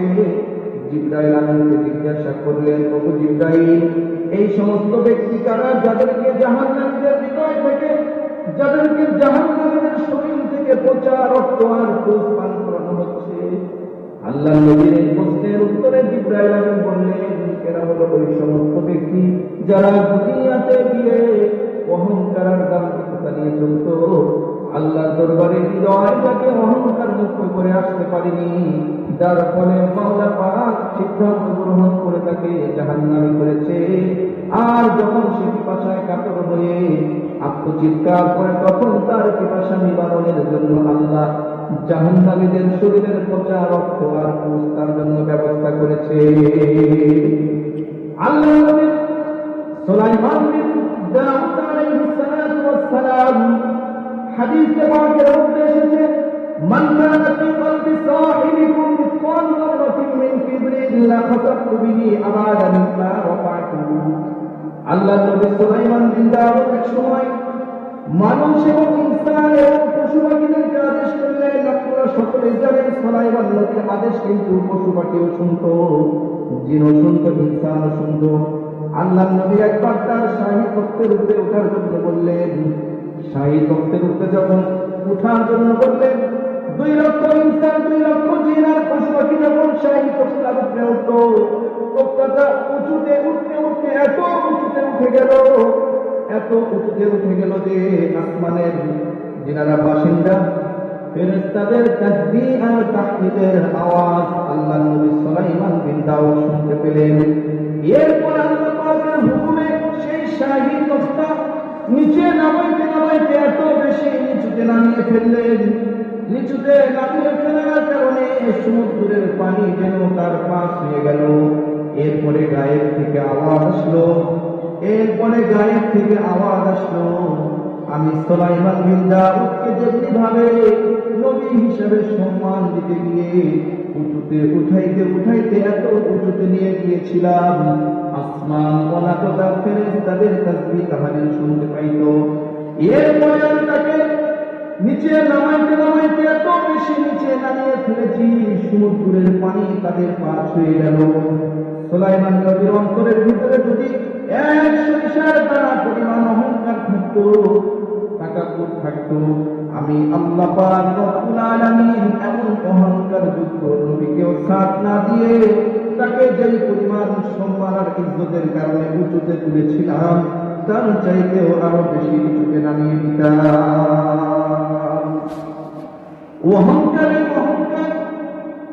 অহংকার মানুষের হৃদয়ের ভিতরে কেন আসে? অহংকারের সৃষ্টি কোথায় থেকে হলো? আপনারা সকলেই জানেন, আমাদের আদি পিতা হযরত আদম আলাইহিস সালাতু ওয়াস সালাম আর ইবলীসের ঘটনা কোরআন কারীম বলছে, যখন আল্লাহ পাক রব্বুল আলামিন মানব জাতির মধ্যে সর্বপ্রথম মানুষ হযরত আদম আলাইহিস সালাতু ওয়াস সালামকে সৃষ্টি করলেন। সৃষ্টি করার পরে যখন তাকে অর্ডার করা হলো, এবার তুমি সহ সকল ফেরেশতা সিজদা দাও, সকলেই সিজদা দিল, কিন্তু ইবলিস সিজদা দিল না। ইবলিস তখন যুক্তি দেখাইল, আনা খালাকতানি মিন নার, আমি হলাম আগুনের তৈরি, আগুনের স্বভাব হলো উপর দিকে থাকা, উপরে ওঠা। ও খালাকতাহু মিন তিন, আর আদম হলো মাটির তৈরি, মাটির কাজ হলো সদা সর্বদা নিচের দিকে থাকা। সুতরাং যদি সিজদা করতেই হয় আদমকে আমাকে সিজদা করতে হবে। আমি আগুনের তৈরি, ইবলিস কখনো আদম মাটির তৈরিকে সিজদা করতে পারি না। এই হলো অবস্থা।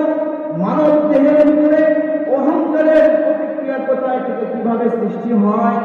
আমরা সকলেই জানি মানুষ আমরা মাটির তৈরি, কিন্তু না বাবা, মানুষকে আসলে আল্লাহ পাক রব্বুল আলামিন শুধু মাটি দিয়ে সৃষ্টি করেননি, মাটির সঙ্গে আরো 3টা উপাদান এখানে মিশ্রিত রয়েছে। মানুষকে আল্লাহ তাআলা মাটি যেমন দিয়ে সৃষ্টি করেছেন, সেই মাটির পাশে আল্লাহ তাআলা আগুনকে মিশ্রণ করেছেন। সেই আগুনের মধ্যে আল্লাহ তাআলা বাতাসকে মিশ্রণ করিয়েছেন। বাতাসের মধ্যে আল্লাহ তাআলা আরো একটি জিনিসকে মিশ্রণ করিয়েছেন সেটা হলো পানি। তাহলে মানব দেহের সৃষ্টির মধ্যে উপাদান রয়েছে কয়টা বলেন? চারটা। আগুন, পানি, বাতাস, মাটি। চার উপাদানের কারণে মানব দেহের মধ্যে চার ধরনের রোগ পয়দা হয়। যেহেতু আগুন দিয়ে আমাদের দেহের ভিতরে সৃষ্টির একটা উপকরণ হিসেবে আল্লাহ পাক রব্বুল আলামিন ব্যবহার করেছেন, আগুনের মিশ্রণের কারণে আমাদের হৃদয়ের ভিতরে অহংকারের সৃষ্টি হয়। এই অহংকার দমনের জন্য আল্লাহ পাক রব্বুল আলামিন সুন্দর সুন্দর ব্যবস্থাও দিয়েছেন কোরআন কারীমের মধ্যে। ইবাদতের মাধ্যমে মানুষ কেমন করে তার হৃদয়কে অহংকার মুক্ত করবে, অহংকার মুক্ত হৃদয় নিয়ে কিভাবে আমি মাওলা পাকের দরবারে হাজির হবে। এই পৃথিবী থেকে যখন আমরা বিদায় নিয়ে, দুনিয়ার জমিন থেকে যখন বিদায় নিয়ে পরকালের জমিনে যাব, আমি আর আপনি সকলে যেন অহংকার মুক্ত হৃদয় নিয়ে আল্লাহর দরবারে হাজির দিতে পারি।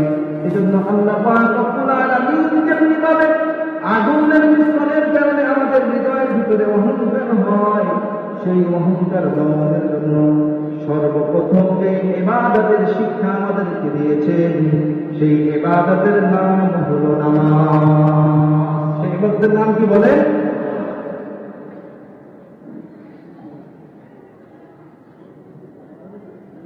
আল্লাহ পাক রব্বুল আলামিন এই পৃথিবীতে মুসলমানদের জন্য যত ইবাদত বندگی দান করেছেন, সকল ইবাদত বندگی আল্লাহ পাক রব্বুল আলামিন জিবরাইল আমিনের মাধ্যমে পাঠিয়েছেন। একমাত্র ইবাদত নামাজ। এই নামাজকে যখন আল্লাহ পাক রব্বুল আলামিন মুসলিম জাতির জন্য ইবাদত হিসেবে সাব্যস্ত করেছেন, এই নামাজ কিন্তু জিবরাইল আমিনের মাধ্যমে আল্লাহ তাআলা মুসলমানদেরকে দান করেননি। আল্লাহ তার হাবিবকে আরশে আজিমে মেহমান করে শবে মেরাজের রাত্রির মাধ্যমে আল্লাহ পাক রব্বুল আলামিন তার হাবিবকে মুসলমান জীবনের সর্বশ্রেষ্ঠ ইবাদত নামাজ দান করেছে। এজন্য যখন কোনো মানুষ আল্লাহু আকবার শব্দ বলে নামাজে দাঁড়িয়ে যায়, অহংকারের মূল স্লোগানটাই ছিল আমি বড়, আমি শিক্ষিত, আমি নেতা, আমি বড় জ্ঞানী, আমি বড় শিল্পপতি। অহংকারের মূল বিষয়টাই হলো আমি বড়, আমি বড়। আর নামাজের প্রথম শব্দটাই হলো আল্লাহু আকবার, আল্লাহ সবচেয়ে বড়। সকলের প্রতি আহ্বান থেকে বলছি, আপনারা যারা এলোমেলো ভাবে বিক্ষিপ্ত ভাবে বসে আছেন, সকলেই একটু কোরআনের মহব্বতে, আল্লাহ রাসূলের মহব্বতে আমরা সকলেই একটু সামনের দিকে চলে আসি। এখানে যত মানুষ আপনারা বিক্ষিপ্ত ভাবে বসে আছেন, সকলে আমরা এক জায়গায় বসি, ফাঁকা জায়গাগুলো যদি আমরা পূরণ করে বসি, তাহলে আমাদের বসবাসটা দেখতে সুন্দর দেখাবে এবং ফাঁকা জায়গাগুলোতে শয়তানও আসবে না আমাদের দিলের ভিতরে। কোরআন হাদিসের আলোচনা যেন শুনতে আমরা না পারি, এ ব্যাপারে মশলা দিয়ে মাহফিল থেকেও আমাদেরকে, জান্নাতের বাগান থেকেও আমাদেরকে দূরে সরাবেন না ইনশাআল্লাহ। এজন্য আমরা সকলের দিকে একটু সামনের দিকে এগিয়ে আসি আর জিকির করি লা ইলাহা ইল্লাল্লাহ। সকলে আপনারা সামনের দিকে আসেন কোরআনের মহব্বতে। আমার কোথায় নয়, যদি আপনার ভিতরে ঈমান থাকে, আপনি যদি মুসলমান হয়ে থাকেন, কোরআন হাদিসের এই মাহফিলে ধর্মীয় আলোচনা করার মাঝে যখন সামনের দিকে আসার জন্য বলবে, আপনি যদি না আসেন তাহলে বুঝতে হবে আপনার ঈমানের মধ্যে সমস্যা রয়েছে। আমি কিন্তু এখানে বেদ, বাইবেল, চিন্তা বিস্তার লিখিত লোকজন, নিউ টেস্টামেন্ট, ওল্ড টেস্টামেন্ট, দুনিয়ার কোন মানব রচিত, দুনিয়ার কোন রাইটারদের লিখিত কিতাব থেকে আলোচনা করার জন্য আসিনি। আলোচনা করার জন্য এসেছি এখানে আসমানের নিচে, জমিনের উপরে সর্বকালের সর্বশ্রেষ্ঠ কিতাব আল কোরআন থেকে। কথা ঠিক কিনা বলেন? সুতরাং কোরআনের মহব্বতে আপনারা সকলে সামনের দিকে এগিয়ে আসেন। সংখ্যায় বিজয় হয় না, সংখ্যায় সফলতা আসে না, সংখ্যার মাধ্যমে সফলতার ব্যর্থতাকে নির্ণয় করা যায় না। ইসলামের ইতিহাস যদি তালাশ করেন, যেই যুদ্ধের সাহাবায়ে কেরামদের সংখ্যা যত কম ছিল, সেই যুদ্ধে মুসলমানরা বিজয় অর্জন করেছিল। ইসলামের প্রথম জিহাদের নাম ছিল জঙ্গে বদর। বদরের জিহাদের মধ্যে মুসলমানদের সংখ্যা ছিল 313 জন, কাফেরদের সংখ্যা ছিল 1000।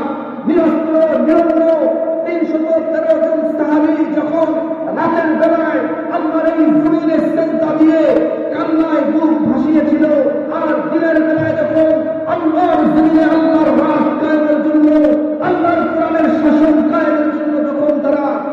ইসলামকে প্রতিষ্ঠিত করার জন্য যখন তারা ময়দানে ঝাঁপিয়ে পড়ে বুকের তাজা রক্তকে ঢেলে দিয়েছিল, রাতের বেলায় সেই চোখের অশ্রু, দিনের বেলায় সেই মুসলমানদের পরিচয় সেই তাজা রক্ত, দুইটার সংমিশ্রণে আল্লাহ তাআলা বদর সাহাবীদেরকে বিজয় দান করেছিলেন।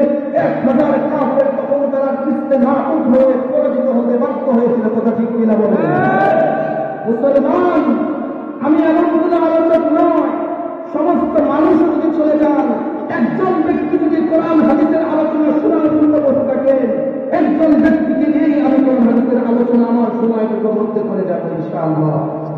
সুদূর ঢাকা থেকে এসেছি কিচ্ছা কাহিনী বলার জন্য নয়, 8 আলি 10 আলি আর 12 আলি কান দিয়ে সুর দিয়ে কিছু গল্প দিয়ে আপনাদের কানকে সুন্দরভাবে মোতা দেওয়ার জন্য আমি এখানে আসিনি।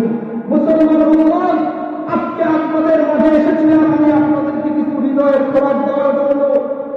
আজকে পুরো বিশ্বের মানচিত্রের অবস্থা কি? আজকে যদি আমরা কাশ্মীরে তাকাই, উগ্রপন্থী হিন্দুদের মাধ্যমে মুসলমান মার খাচ্ছে, আর কাশ্মীরে মুসলমানদের উপরে উগ্রপন্থী হিন্দুরা তারা মারছে। আজকে আমার 1300 বছরের ঐতিহ্যের নগরী মায়ানমারে উগ্রপন্থী ভক্তদের হাতে মুসলমানরা নির্যাতিত হচ্ছে। আজকে ফিলিস্তিনে আহমদের হাতে মুসলমানরা নির্যাতিত হয়। আজকে মধ্যপ্রাচ্যের সমস্ত ইউরোপ আমেরিকার দেশগুলোতে খ্রিস্টানদের নির্যাতনের মাধ্যমে মুসলমানরা নির্যাতিত হয়। মুসলমানদের বুকের তাজা রক্তের খোদার এই পবিত্র জমিন রঞ্জিত হয়ে গিয়েছে। এর একমাত্র কারণ মুসলমান আজকে সত্যিকারের কোরআন থেকে দূরে সরে গিয়েছে। কথা ঠিক কিনা? কেন এখানে আলোচনা শুরু হয়ে গেল? আপনারা উঠে চলে গেলে, আপনারা উঠে চলে গেলে, আপনারা উঠে চলে গেলে কাল কিয়ামতের ময়দানে জবাব দিতে হবে আল্লাহর কাছে। কিয়ামতের ময়দানে আল্লাহর কাছে জবাব দিতে হবে, আল্লাহর কাছে জবাব দিতে হবে। আপা হাসিবতুম আন্নামা খালাকনাকুম আবাসা ওয়া আন্নাকুম ইলাইনা লা তুরজাউন। আমি কি তোমাদেরকে অহেতুক সৃষ্টি করেছি? তোমরা কি ভেবেছ দুনিয়াতে আমি তোমাদেরকে খেলতামাশার জন্য পাঠিয়েছি? পশ্চিম কালেও নয়, একদিন আমি আল্লাহর আসামির কাঠগড়ায় তোমাকে দাঁড়াইতে হবে। তোমাদের জীবনের প্রতিটি সেকেন্ড আর মিনিটের হিসাব আমি আল্লাহর আসামির কাঠগড়ায় দাঁড়িয়ে দিতে হবে। কথা ঠিক কিনা বলে? এক আল্লাহর বান্দা, এক রাসূলের উম্মত যদি আজকে হৃদয়ের দুয়ারটাকে খুলে কোরআন হাদিসের আলোচনা যদি দিলের কাছে যদি শুনে যান, তাহলে আমি মনে করব আজকের এই মাহফিল সফল হয়েছে। কথা ঠিক কিনা বলে? পূর্বে বলেছি, সফলতার ব্যর্থতার মানদণ্ড কিন্তু কি নয়, সংখ্যাগরিষ্ঠের মাধ্যমে হয় না। আল্লাহ নবী 1500 বছর পূর্বে আমাদের সেই কথাই স্মরণ করে দিতে গিয়ে লম্বা এক হাদিসের মধ্যে বলেছেন, ইউশিকুল উমামু আন তাদাআ আলাইকুম কামা তাদাআ আল আখিরাতু ইলা মাসআতিহা ফাকালা কাইলুন মিন কিল্লাতিন ইয়াহমু ইয়াওমাইযিন কাসীরুন ওয়ালাকিন্নাকুম দুসাউ কাদুসাই ইসরাঈল ওয়ালা ইয়ানফিয়ান্না আল্লাহু মিন সুদুরি আদুবিকুম আল মাহাবাতি মিনকুম ওয়ালা ইয়াজমান্না ফী কুলুবিকুম আল ওয়াহান ওয়ালা কাইলুন ওয়াহান হুব্বুদ দুনিয়া ওয়া কারাহিয়াতুল মাউত। আল্লাহ নবী 1000 বছর পূর্বে বললেন, ওগো আমার সাহাবীরা, ওগো আমার তাবিরা, একটা সময় এমন আসবে, একটা সময় এমন আসবে যখন সমস্ত ব্রহ্মণ্যবাদীরা, সমস্ত তাগুতি শক্তিরা, সমস্ত ইসলাম বিদ্বেষী শক্তিরা তারা একে অপরকে এক জায়গায় ডাকবে, তারা একে অপরের এক জায়গায় এসে গোলটেবিল বৈঠক করবে। যেমনি ভাবে দস্তরখানার নিচে খানা বিছিয়ে দেওয়ার পরে সুন্দরভাবে একে অপরকে ডাকা হয়, এসো এসো খানা খায়, ঠিক তেমনি ভাবে ইসলাম মুসলমানদেরকে বিশ্বের মানচিত্র থেকে নির্মূল করবার জন্য ইহুদি খ্রিস্টানরা তারা এমন চক্রান্ত করবে। তখন আল্লাহ নবীর সাহাবীরা বলেছিলেন, ওগো আল্লাহর রাসূল, সেই সময় মুসলমানদের যে অধঃপতন হবে, তখন কি মুসলমানরা সংখ্যায় কম থাকবে? সংখ্যা আধিক্য হওয়ার গণগোষ্ঠী কম থাকার কারণে কি তাদের এই অবস্থা হবে? আল্লাহ নবী বলছেন, না না, ওয়ালাকিন্নাকুম কাসীরুন, তখন মুসলমানদের সংখ্যা বেশি হবে। আজকে বাংলাদেশ সহ ওয়ার্ল্ড গোটা বিশ্বে ওআইসি মুক্ত 57টি মুসলিম কান্ট্রি রয়েছে। আজকে বাংলাদেশ সহ ওয়ার্ল্ড গোটা বিশ্বের মধ্যে পুরো 200 কোটি মুসলমান রয়েছে। তবুও কেন আজকে মুসলমান চতুর্থ জায়গাতে, সব জায়গাতে শুধু মার খাচ্ছে? মার খাচ্ছে কেন? মার খায় করে বলেছিলেন মুসলমানদের সংখ্যা কম হবে না, তাদের কাছে খনিজ সম্পদ কম থাকবে না, সম্পদের কোনো অভাব মুসলমানদের কাছে নেই, মুসলমানদের সংখ্যার কোনো অভাব নেই, মুসলমানদের ভিতর থেকে দুইটা জিনিস চলে যাবে, দুইটা জিনিসের কারণে মুসলমানরা নির্যাতিত আর নিষ্পেষিত নির্পীড়িত হবে। সেই দুইটা জিনিসের এক নম্বর হলো হব্বুদ দুনিয়া, মুসলমানদের হৃদয়ের ভিতরে দুনিয়ার মহব্বত ঢুকে যাবে, মুসলমানদের হৃদয়ের ভিতরে দুনিয়ার চাকচিক্য আর লাজুকতার দিকে মহব্বত ঢুকে যাবে। দ্বিতীয় নম্বর হলো কারাহিয়াতুল মাউত, মুসলমানরা মৃত্যুকে ভয় করবে, মুসলমানরা মৃত্যুকে ভয় করবে। যেদিন থেকে মুসলমানরা শাহাদাতের ইতিহাসকে ভুলে গিয়েছে, যেদিন থেকে মুসলমানেরা রক্ত দেওয়ার ইতিহাসকে ভুলে গিয়েছে, সেই দিন মুসলমানদের জীবনে অধঃপতন নেমে এসেছে। কথা ঠিক কিনা? আওয়াজ করে বলুন। এজন্য মুসলমান জাতি হিসাবে আমাদের আওয়াজ হতে হবে উঁচু, আমাদের আওয়াজ হতে হবে উঁচু। হয়তো মনে করতে পারেন হুজুর এত উচ্চ কণ্ঠে এত বলিষ্ঠ কণ্ঠস্বরে কথা বলেন কেন? এখন তো আবার এমন অবস্থা রয়েছে, মাহফিলে যদি তাকবীরের স্লোগান দেওয়া হয়, মাহফিলকে বন্ধ করে দেওয়া হয়। মাহফিলে যদি একটু উচ্চ আওয়াজে কথা বলা হয়, তখন এত উচ্চ আওয়াজে মাহফিলে কথা বলা যাবে না। অনেক শ্রোতারা আছেন এত উচ্চ আওয়াজে কথা শুনতেও রাজি নয়। আমার নবী বিশ্বনবী আল্লাহ নবী সহিহ মুসলিম হাদিসের মধ্যে বলেছেন, ইশতাদ্দা গযবুহু আলা সাউতুহু কান্নাহু মিনু জাইশিন ইয়াকুলু সাবহাকুম ওয়া মাসতাকুম, রাওয়াহু মুসলিম। আল্লাহ নবী যখন স্টেজে বসে মেম্বারে বসে যখন কোরআন হাদিসের কথা বলতেন উম্মতের সামনে, তখন তিনি কথা বলতে গিয়ে এক পর্যায়ে তার এরকম ভাবে গলার রগগুলো ফুলে উঠত, তার আওয়াজ উঁচু হতে হতে সর্বোচ্চ হাই ভোল্টেজ চলে যেত এবং তাকে যেন মনে হতো তিনি একজন সেনাপ্রধান, সেনা কমান্ডার হিসেবে, সেনা প্রধান হিসেবে যেন সেনা কর্মকর্তাদেরকে যুদ্ধের জন্য তিনি নির্দেশ প্রদান করছেন। এই হলো আল্লাহ নবীর সুন্নাহ, এই হলো আল্লাহ নবীর আদর্শ। আজকে মুসলিম উম্মাহ আমরা আমাদের রাসূলকে ভালোবাসি। রাসূলকে ভালোবাসার অর্থ কি? যখন আমরা আমাদের রাসূলের রক্তে মাখা রেখে দেওয়া এই দিনকে, এই দিন ইসলামের হেফাজতের জন্য যখন আমরা সঠিক সুন্দর কথা মুসলিম উম্মার দরবারে, মুসলিম উম্মার কানে পণ্য পৌঁছে যখন আমরা পৌঁছাইতে চাই, তখন তারা এই সঠিকগুলো কথা শুনতে না চায়। সঠিক কথাগুলো তারা তখন শুনতে অভ্যস্ত নয়, তারা শুধু শুনতে অভ্যস্ত ওই সমস্ত কথা, যে সমস্ত কথা শুনতে পারে, যে সমস্ত কথা শুনতে পারে হৃদয়ের ভিতরে ঈমান জাগে না, হৃদয়ের ভিতরে ঈমানের বারুদ জ্বলে ওঠে না, হৃদয়ের ভিতরে ঈমান নামক প্রসার জ্বলে ওঠে না। কাশ্মীরের কথা স্মরণ হয় না, ফিলিস্তিনের কথা স্মরণ হয় না, মায়ের ঘরের কথা স্মরণ হয় না, আফগান ইরাক ফিলিস্তিনের কথা স্মরণ হয় না। কথা শুধু স্মরণ হয় তখন নমনীয়তার কথা স্মরণ হয়, এমন আলোচনায় শুনতে আমরা বেশি অভ্যস্ত। এজন্য মুসলমান হিসেবে আমাদের প্রথম কথা, আমাদের প্রথমে কানে আওয়াজ এসেছিল জন্মের পরে আল্লাহু আকবার। তুমি যদি নিজেকে মুসলমান দাবি করতে চাও, দৈনন্দিন জীবনে তোমাকে 5 ওয়াক্ত নামাজ আদায় করতে হয়। তোমার জন্মের পরে তুমি যখন এই দুনিয়াতে ভূমিষ্ঠ হলে, তখন মুয়াজ্জিন সাহেব, ইমাম সাহেব, খতিব সাহেব এসে ডান কানে আযানের মাধ্যমে 6 বার বলেছিল আল্লাহু আকবার, বাম কানে ইকামতের মাধ্যমে 6 বার বলেছিল আল্লাহু আকবার। এরপরে যখন তুমি এই 60 থেকে 70 বছরের হায়াতে জিন্দেগি তুমি পেয়ে গেছো, তখন তুমি মুসলমান হিসেবে 5 ওয়াক্ত নামাজ তোমাকে আদায় করতে হয়। 5 ওয়াক্ত নামাজের পূর্বে একজন মুয়াজ্জিন সাহেব আযানের মধ্যে 6 বার বলে আল্লাহু আকবার, একজন মুয়াজ্জিন সাহেব ইকামতের মধ্যে বলে 6 বার আল্লাহু আকবার।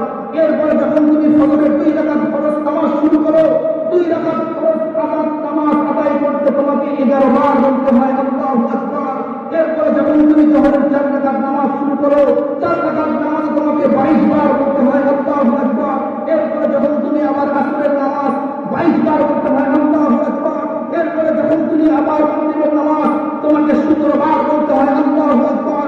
এরপরে যখন আবার ইশার নামাজ তোমাকে বলতে হয় 4 রাকাত নামাজে 22 বার আল্লাহু আকবার। এরপরে যখন তুমি আবার ইশার নামাজ শেষ করে ফজরের 3 রাকাত নামাজ শুরু করো, তখন তোমাকে 18 বার বলতে হয় আল্লাহু আকবার। একজন মুমিন মুসলমান তার জীবনে যদি সে 5 ওয়াক্ত নামাজ আদায় করে, ফরজ ওয়াজিব সুন্নাত মুআক্কাদা সহ তাকে 32 রাকাত নামাজ আদায় করতে হয়। 32 রাকাত নামাজ আদায় করতে যদি সে না পারে, তাহলে সে নিজেকে মুসলমান হিসেবে দাবি করার কোনো অধিকার রাখে না। কথা ঠিক কিনা বলে? একজন মুসলমান সে যখন তার দিনের শুরু থেকে শুরু থেকে নিয়ে যখন শেষ পর্যন্ত সময়ে এশারের নামাজকে যখন তার 5 ওয়াক্ত নামাজের কর্মসূচি শেষ করে সে তখন আল্লাহু আকবারের এই স্লোগানটা 238 বার তার মুখে উচ্চারণ করতে হয়। 238 বার আমি আল্লাহু আকবার বললাম। আমার জন্মের পরে ডানে কানে আযানে আল্লাহু আকবার, বাম কানে কামতে আল্লাহু আকবার। 60-70 বছরের হায়াতে জিন্দেগিতে প্রতিদিন 238 বার আল্লাহু আকবার। দুনিয়ার জিন্দেগি খতম, আমি মৃত পুরা লাশ। আমার খাটনির মধ্যে জানাজার মধ্যে আমার খাটনি, যখন আমি মৃত, যখন জানাজার মাধ্যমে আমাকে শেষ বিদায় দেওয়া হয়, যখন জানাজার মাধ্যমে আমার কাফন দাফনের ব্যবস্থা করা হয়, তখনও কিন্তু ইমাম সাহেব, খতিব সাহেবরা আল্লাহু আকবারের স্লোগান দিয়ে আপনাকে বিদায় দিয়ে দিল। শিক্ষা এখান থেকে নিতে হবে আপনাকে আমাকে। আপনার আমার হৃদয়ের মধ্যে যে অহংকার নামক বীজ বপন করে রেখেছি, আপনার আমার হৃদয়ের ভিতরে যে দাম্ভিকতা রয়েছে, এই দাম্ভিকতাকে পূর্ণ বিচ্ছিন্ন করবে দেওয়ার জন্যই পৃথিবীতে যখন আপনি সর্বপ্রথম ভূমিষ্ঠ হলেন তখন আল্লাহু আকবার বলে আল্লাহ সবচাইতে বড় একতার স্বীকৃতি দিয়েছিল। এরপরে যখন আপনি হায়াতে জিন্দেগিতে ছিলেন তখনও বারবার শুধু আল্লাহু আকবার। তুমি বড় নয়, তুমি শিক্ষিত নয়, তুমি রাজত্ব ক্ষমতার মালিক নয়, সকল ক্ষমতার মালিক, সকল শিক্ষার মালিক, সকল জ্ঞান বিজ্ঞানের মালিক, এই আরশের যিনি মালিক, এই আসমানের যিনি মালিক, এই জমানের যিনি মালিক, শুধু একমাত্র সকল কিছুর ক্ষমতার যিনি মালিক, সকল প্রশংসা সবচাইতে বড় হলেন তিনি। কথা ঠিক কিনা বলে? কিন্তু মুসলমান হিসেবে আমাদের ভিতরে তো অহংকার আছে। এই অহংকারটা কি জন্য আসে, কিভাবে আসে? আমাদের হৃদয়ের মধ্যে অহংকারের এই বীজ কিভাবে বপন হয়, তারপরে কিভাবে অহংকারের কাজ জন্মায়, এরপরে কিভাবে অহংকারের কাজ থেকে ফুল আর ফসল হয়, আমাদেরকে এই জিনিসগুলো বুঝতে হবে। একজন মানুষ তার জীবনের ভিতরে, তার হৃদয়ের ভিতরে অহংকার আসে মৌলিকভাবে চিন্তা করে। একজন মানুষ যখন শিক্ষায় শিক্ষিত হয়, যখন বিদ্যায় বিজ্ঞান হয়, যখন জ্ঞানে জ্ঞানীমান হয়ে যায়, তখন তার ভিতরে শিক্ষা বিদ্যা বুদ্ধির কারণে তার ভিতরে অহংকার আসে না। আমি শিক্ষিত, আমি জ্ঞানী, আমি বড় পণ্ডিত, আমি বড় সাহিত্যিক, আমি বড় সুফি সম্রাট, এই জ্ঞানের কারণে তার ভিতরে অহমিকা এবং দাম্ভিকতা এসে যায়। দ্বিতীয় নম্বরে একজন মানুষের জীবনের মধ্যে অহংকারের মূল আরেকটি কারণ হল একজন মানুষকে যখন অর্থনৈতিকভাবে সচ্ছল হয়, সে যখন শিল্পপতি হয়, সে যখন সমাজের বড় ধনাঢ্য ব্যক্তি হয়ে যায়, টাকা আসলের কারণে, অর্থের কারণে তার হৃদয়ের ভিতরে অহংকার এসে যায়।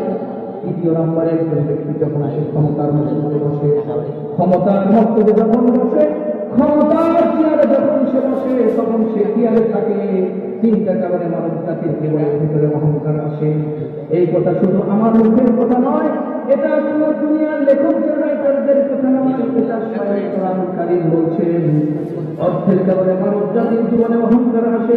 যেমন অহংকার এসেছিল কারণের মধ্যে, ইন্না কারুন কানা কওমুন মুসা ফাবাগা আলাইহিম ওয়া আতাইনাহু মিনাল কুনুজি মা ইন্না মাফাতিহাহু লাতানূ বিল উসবাতি উলিল কুওয়া। আল্লাহর কোরআন কারীম বলছেন আল্লাহ তাআলা কারুনকে এত বেশি ধন সম্পদ দান করেছিলেন, যে ধন সম্পদের কারণে সে অহংকার করেছিল, সে আল্লাহকে অস্বীকার করে বসেছিল, সে আল্লাহর আইনকে বাইপাস করে দুনিয়াতে তার বানানো আইন দিয়ে দুনিয়া রাষ্ট্র পরিচালনা করার চিন্তা ভাবনা করেছিল। এরপরে মানব জাতির জীবনে অহংকারের 2 নম্বর কারণ হল সে যখন জ্ঞানী হয়, সে যখন শিক্ষিত হয়, এই জন্য তার কাছে তার ভিতরে অহংকার চলে আসে। যেমন ভাবে অহংকার এসেছিল ফেরেশতাদের যিনি শিক্ষক ছিলেন, যিনাকে মুআল্লিমুল মালায়েকা বলা হতো, যিনাকে সাইয়্যিদুল মালায়েকা বলা হতো, তিনি ছিলেন ফেরেশতাদের সর্দার। সেই ফেরেশতাদের সর্দার থেকে মুআল্লিমুল মালায়েকা, ফেরেশতাদের শিক্ষক থেকে তখন তিনি মুআল্লিমুশ শয়তান, শয়তানদের শিক্ষক হয়ে গেলেন। তিনি হলেন ইবলীস। ইবলীসের মধ্যে অহংকার এসেছিল শিক্ষার বিদ্যা বুদ্ধির কারণে।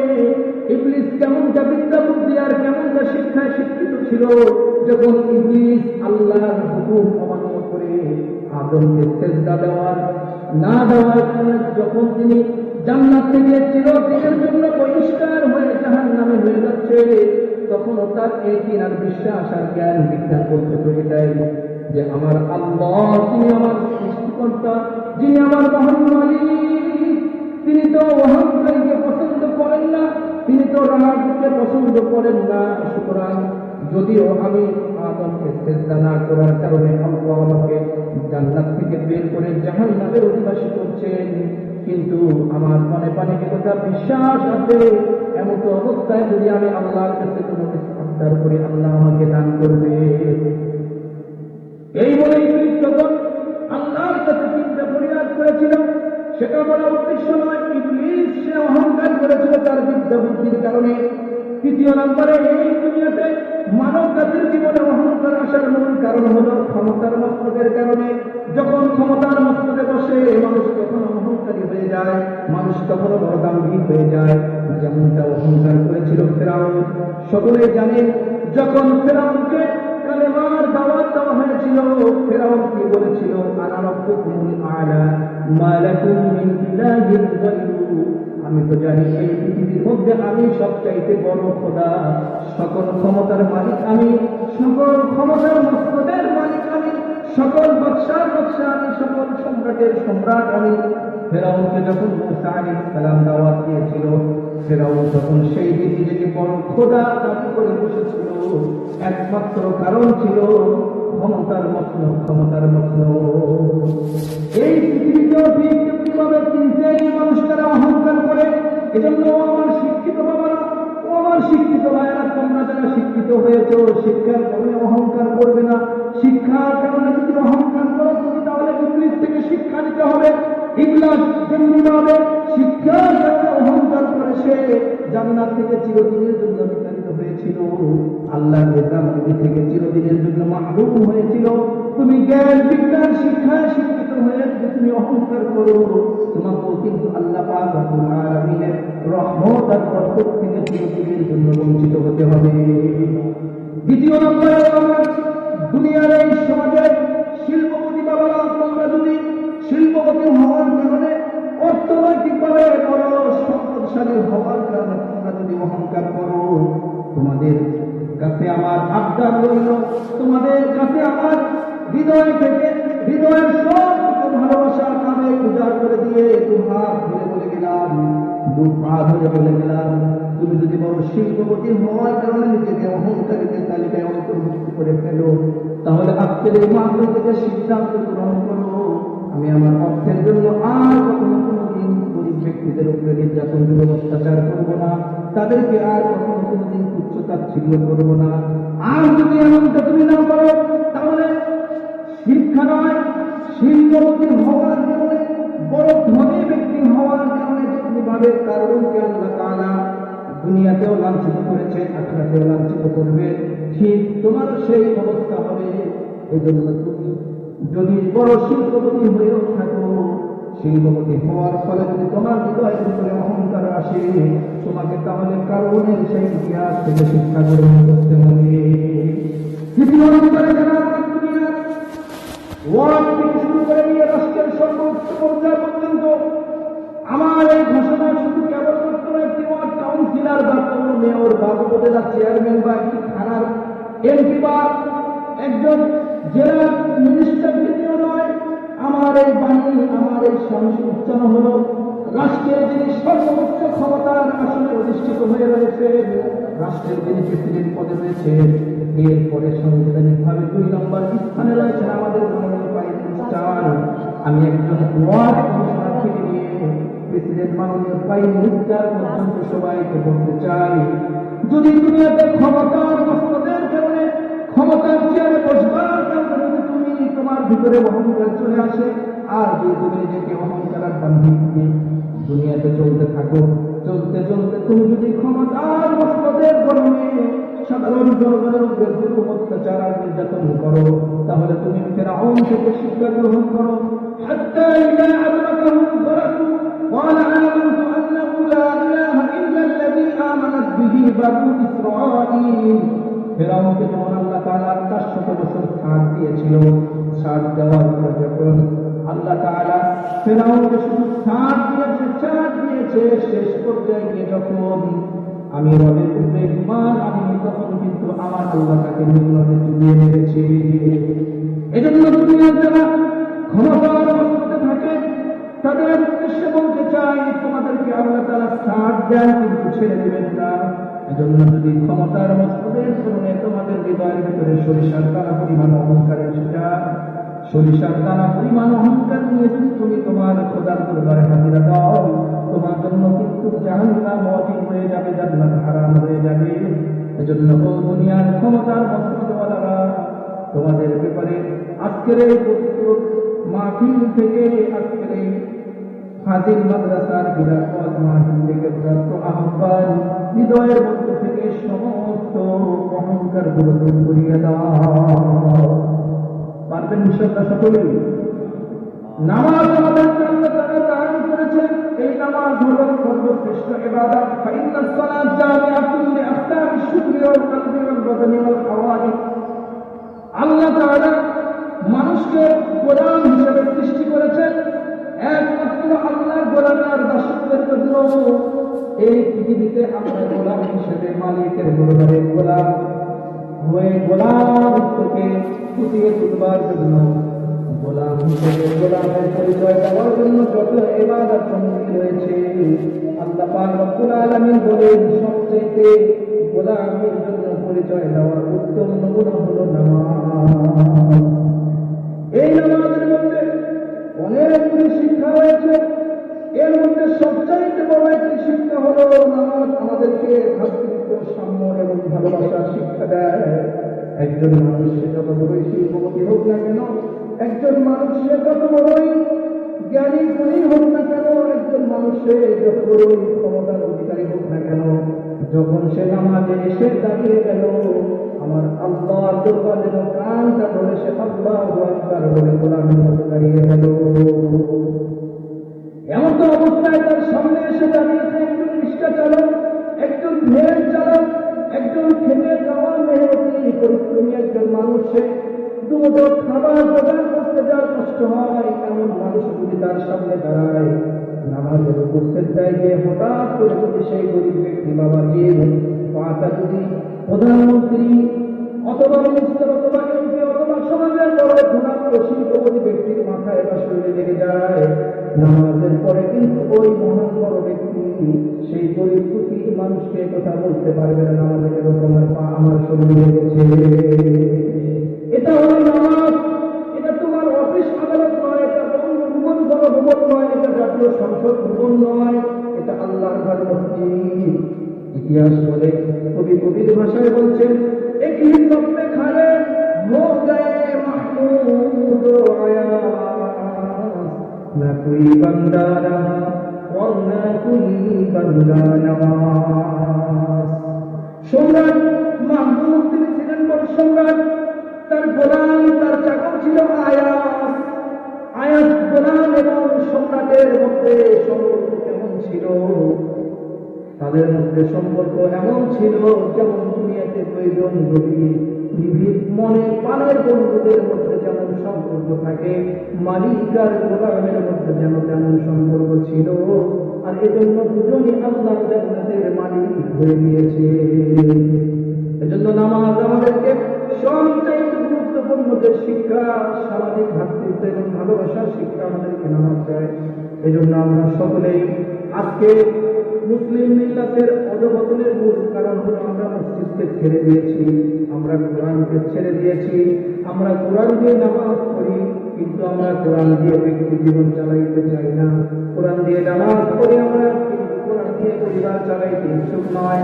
কোরআন খতম করে আমরা বাবা মার নামে দোয়া করি, কিন্তু এই কোরআন দিয়ে আমরা সমাজ চালাইতে রাজি নয়। কোরআনের খতম দিয়ে আমরা খতমে তারাবির নামাজ রমজানের মুবারকে আদায় করে থাকি, কিন্তু এই কোরআন দিয়ে আমরা রাষ্ট্র পরিচালনা করতে রাজি নই। ঠিক কিনা বলেন? মুসলমান একথা তুমি তোমার হৃদয়ের ভিতরে বদ্ধমূল করে নাও। যতদিন মানব রচিত তন্ত্র মন্ত্র দিয়ে, কালমার্ক্স মাওসেতুং লেনিনদের সমাজতন্ত্র দিয়ে এই মুসলিম সমাজ, মুসলিম রাষ্ট্র পরিচালিত হবে, ততদিন আমার মামুনদের ইজ্জত রক্ষা হবে না, ততদিন আমার গরিব দুঃখী অসহায় মেহনতি মানুষের ভাগ্যের পরিবর্তন হবে না, ততদিন আমার বাংলাদেশের 16 কোটি মানুষের ভাগ্যের পরিবর্তন হবে না, হবে না, হবে না। কথা ঠিক কিনা? আওয়াজ করে বলতে হবে। এজন্য যদি মুসলিম জীবনে যদি সফলতা পেতে চাও, যদি মুসলিম জীবনে সত্যিকারের শ্রমিক রাষ্ট্রদের অধিকার পেতে চাও, সত্যিকারের নারীরা নারীদের মর্যাদা পেতে চাও, যদি আমার মুরব্বী বাবারা তোমাদের সম্মান তোমরা পেতে চাও, তাহলে দুনিয়ার সমস্ত মানব রচিত কালা কানুন, সমাজতন্ত্র আর গণতন্ত্রের নামে যে ভুয়ার ভাবনাবাদী চলছে, সমস্ত কিছুকে সমাজ রাষ্ট্র থেকে ছিন্ন বিচ্ছিন্ন করে বঙ্গোপসাগরে ভাসিয়ে দিয়ে তুমি মুসলমান হিসেবে তোমার হৃদয়ের মূলে একথা জায়গা দিয়ে দাও, করে নাও। এই সমাজ মানতে হবে, মুসলমানদের মুসলিম সমাজ করতে হবে। স্বাধীনতার পরে আমরা সবুজ বাংলা দেখেছি, স্বাধীনতার পরে আমরা স্বাধীন বাংলা দেখেছি, স্বাধীনতার পরে আমরা সবুজ বাংলার পরে এবার আমরা স্বাধীন বাংলার পরে দেখছি ডিজিটাল বাংলা। সবুজ বাংলা দেখা হয়ে গিয়েছে, মুসলমানদের ভাগ্যের উন্নয়ন হয়নি। স্বাধীন বাংলা দেখা হয়েছে, মুসলমানদের দান মাল ইজ্জতের নিরাপত্তা হয়নি। সোনার বাংলাও আমরা দেখেছি, আমাদের মা বোনদের ইজ্জতের নিরাপত্তার ব্যবস্থা এখনো হয়নি। এরপরে আমরা ডিজিটাল বাংলাদেশ দেখছি, তবুও বাংলাদেশে 8 বছরের কন্যা সন্তান সে ধর্ষণের শিকার হচ্ছে, তবুও স্কুলের একজন দ্বিতীয় শ্রেণীর ছাত্রীকে গণধর্ষণ করা হচ্ছে। সুতরাং যদি সমাজের প্রতিটি রন্ধে সন্ধে বাঁকে বাঁকে মুসলিম মা বোনদের যেমনি ভাবে ইজ্জত আব্রুর হেফাজত, সকলের যেমনি ভাবে জান মাল ইজ্জতের নিরাপত্তা, সকলের যেমনি ভাবে অর্থনৈতিক মুক্তি, সকলের যেমনি ভাবে রাজনৈতিক মুক্তি, সকলের যেমনি ভাবে সামাজিক মুক্তি, যদি সমস্ত মুক্তি পেতে হয় তাহলে আমাদেরকে নতুন ভাবে শপথ নিয়ে নতুন ভাবে সামনে এগিয়ে যেতে হবে। আমরা সবুজ বাংলা চাই না, আমরা সোনার বাংলা চাই না, আমরা স্বাধীন বাংলা চাই না, আমরা ডিজিটাল বাংলাদেশ চাই না। আগামী নতুন প্রজন্মের প্রতি আমার উদাত্ত আহ্বান থাকবে, আমাদের স্লোগান একটাই হবে, এবারের স্লোগান আমরা একমাত্র মুসলিম বাংলা, ইসলাম বাংলা দেখতে চাই। তোমরা ঠিক কিনা আওয়াজ দিয়ে বলুন। মুসলিম বাংলা আর ইসলাম বাংলা আপনারা কি দিয়ে করবেন? কালমাস মাউসিকুদ্দিনদের তন্ত্র মন্ত্র দিয়ে হবে না। মুসলিম বাংলা আর ইসলাম বাংলা যদি দেখতে চান তাহলে কোরআন দিয়ে করতে হবে। কোরআন দিয়ে যেই সমাজ, যেই রাষ্ট্র গঠন হবে, সেই রাষ্ট্রই হবে সত্যিকারের সফল রাষ্ট্র, সেই রাষ্ট্রই হবে সত্যিকারের স্বাধীন রাষ্ট্র, সেই রাষ্ট্রই হবে সত্যিকারের শান্তির রাষ্ট্র। স্বাধীনতার এই দিনে আপনাদেরকে বলতে চাই, স্বাধীন একজন মানুষ সে কখন স্বাধীন হয়, একটি জাতি সে সত্যিকার অর্থে কখন স্বাধীন হয়। স্বাধীন জাতি তো তাকেই বলে যেই জাতি সে মানব রচিত সমস্ত কালা কানুনকে ভেঙে চুরমার করে দিয়ে যখন সে একমাত্র আল্লাহর কোরআনের রাজ কায়েমের মাধ্যমে শাসিত হবে, তখনই একজন মানুষের প্রকৃতপক্ষে স্বাধীন জাতি হিসেবে প্রতিষ্ঠিত হবে। কথা ঠিক কিনা আওয়াজ দিয়ে বলুন। স্বাধীনতার এই মাসে নতুন শপথ আমরা গ্রহণ করতে হবে। আমরা নতুন শপথ গ্রহণ করব, আমরা আর কোন মানব রচিত কালা কানুনের মাধ্যমে শাসিত হব না। স্বাধীনতার এই মাসে আমরা আগামীতে যেন কোরআনের রাজ কায়েম করে কোরআনের মাধ্যমে রাষ্ট্র সমাজ পরিচালনার মাধ্যমে যেন আমরা সত্যিকারের স্বাধীন জাতি হতে পারি, সত্যিকারের যেন আমরা মুক্ত হতে পারি। আল্লাহ তাআলা আমাদের সবাইকে মুক্ত স্বাধীন জাতি হিসেবে প্রতিষ্ঠিত হয়ে কোরআনের রাজ কায়েম হওয়ার যে স্বপ্ন হৃদয়ে লালন করি, সেই স্বপ্ন যেন বাস্তবে আমরা দেখে দুনিয়া থেকে যেতে পারি। আল্লাহ তাআলা আমাদের সবাইকে তৌফিক দান করুন। সকলে বলুন আল্লাহুম্মা আমিন। মামুনেরা আপনারা সকলেই সচেতন হবেন। 1619 খ্রিস্টাব্দে বর্তমান আজাদ কাশ্মীরের মধ্যে একটি গোপন মিটিং হয়েছিল খ্রিস্টান মিলনের শিবির। সেই মিটিং এর মধ্যে প্রধান অতিথি ছিলেন আলোচ্য সুচিন্তিত কিভাবে বিশ্ব থেকে ইসলাম মুসলমানদেরকে নির্মূল করা যায়। অনেকেই সুচিন্তিত মতামত দিয়েছিলেন। খ্রিস্টান মিলনের শিবির বলেছিলেন ইসলামকে যদি নির্মূল করতে হয়, মুসলমানকে যদি নির্মূল করতে হয়, কোরআনকে যদি পৃথিবীর রূপ থেকে নিশ্চিন্ন করতে হয়, তাহলে এক নম্বরের কর্মসূচি হবে মুসলমানদের মা বোনদেরকে রাস্তাঘাটে শহরে বঙ্গবন্ধুতে বের করতে হবে। মুসলমানদের ধর্মীয় বিধান, পর্দার বিধানকে বাইপাস করে এহুদি খ্রিস্টানদের সেই সমাজতন্ত্র, রাজতন্ত্র, এগুলো সমাজে অবাধভাবে বিচারণ করে দিতে হবে। যখন মুসলিম মা বোনেরা রাস্তাঘাটে পর্দায় বের হবে, আমার যুবক ভাইদের তাদের যখন দৃষ্টি তাদের শরীরের উপরে গিয়ে পড়বে, আর শরীরের উপরে সেই সমস্ত কুদৃষ্টি, আর যেই দৃষ্টি বলে পড়ার ফলে কি হবে, তাদের গর্ভে যে সন্তান আসবে, সেই সন্তান তখন কিন্তু ইমানের নামক যে বাতি রয়েছে, ইমান নামক যে মশাল রয়েছে, সেই মশাল সেই বাতিটা হবে ফ্লুস। তার ভিতরে কোনো পাওয়ার থাকবে না।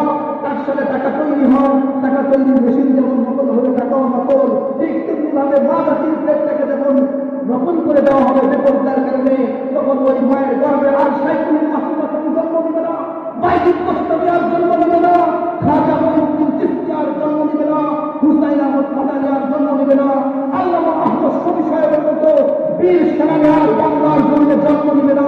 এজন্য মানুষদের প্রতি যত আহ্বান রাখবে, শুধু সুন্দর সুন্দর কণ্ঠ দিয়ে ওয়াজ করে আপনাদের চক্ষু থেকে আমি পানি ঝরাইতে পারিনি, আপনাদের ব্যাপারে উত্তম কোনো নসিহত আমি দিতে পারিনি।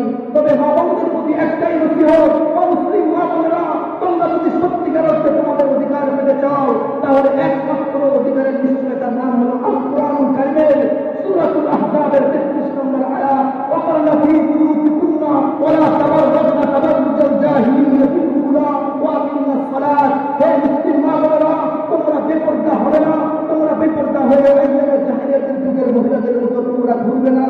তোমাদের ইজ্জত সম্মান শুধু একমাত্র আল্লাহর বিধান প্রদানের মধ্যে।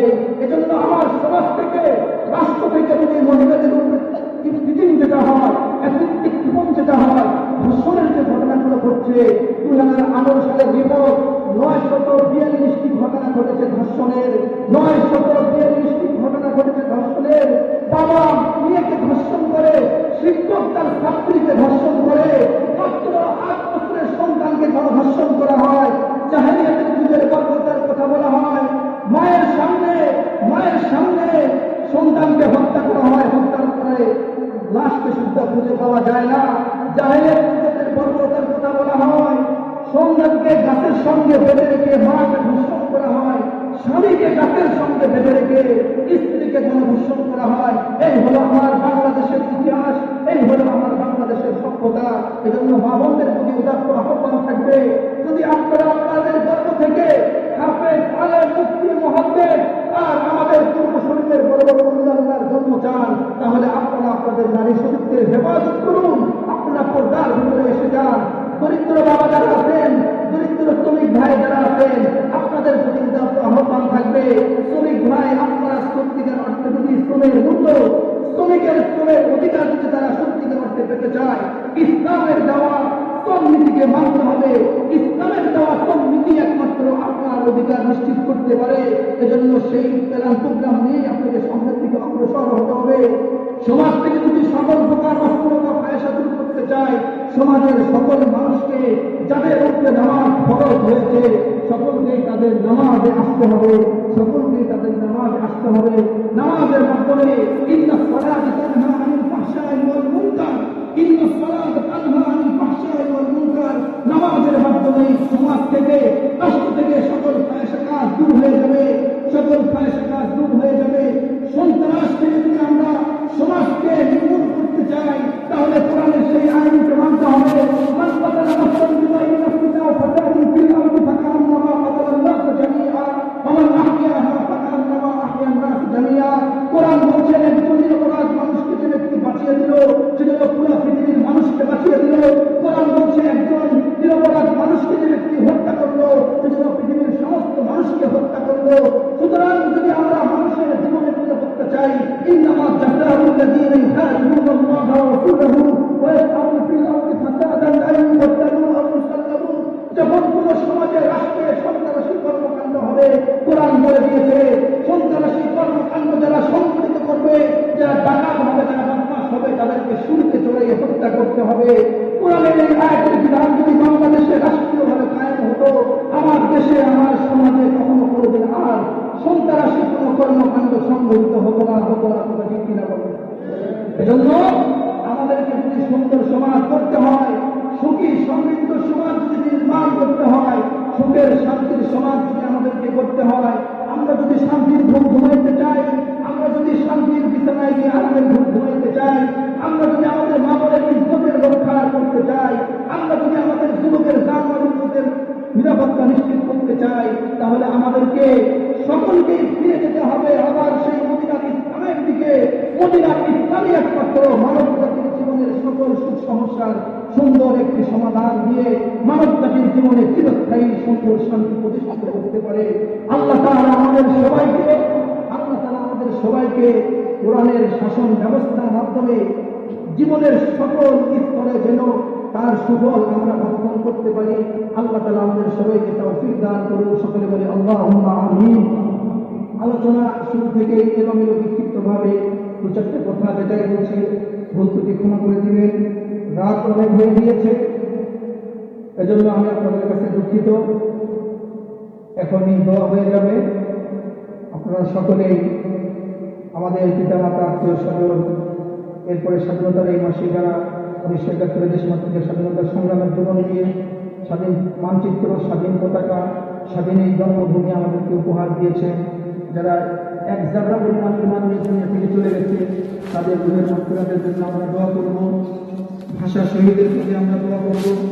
আমরা এই সমাজে আশেপাশে অত্র এলাকায় যত মুসলিম মা বোনেরা, মুসলিম ভাই বোনেরা দুনিয়া থেকে চলে গেছে,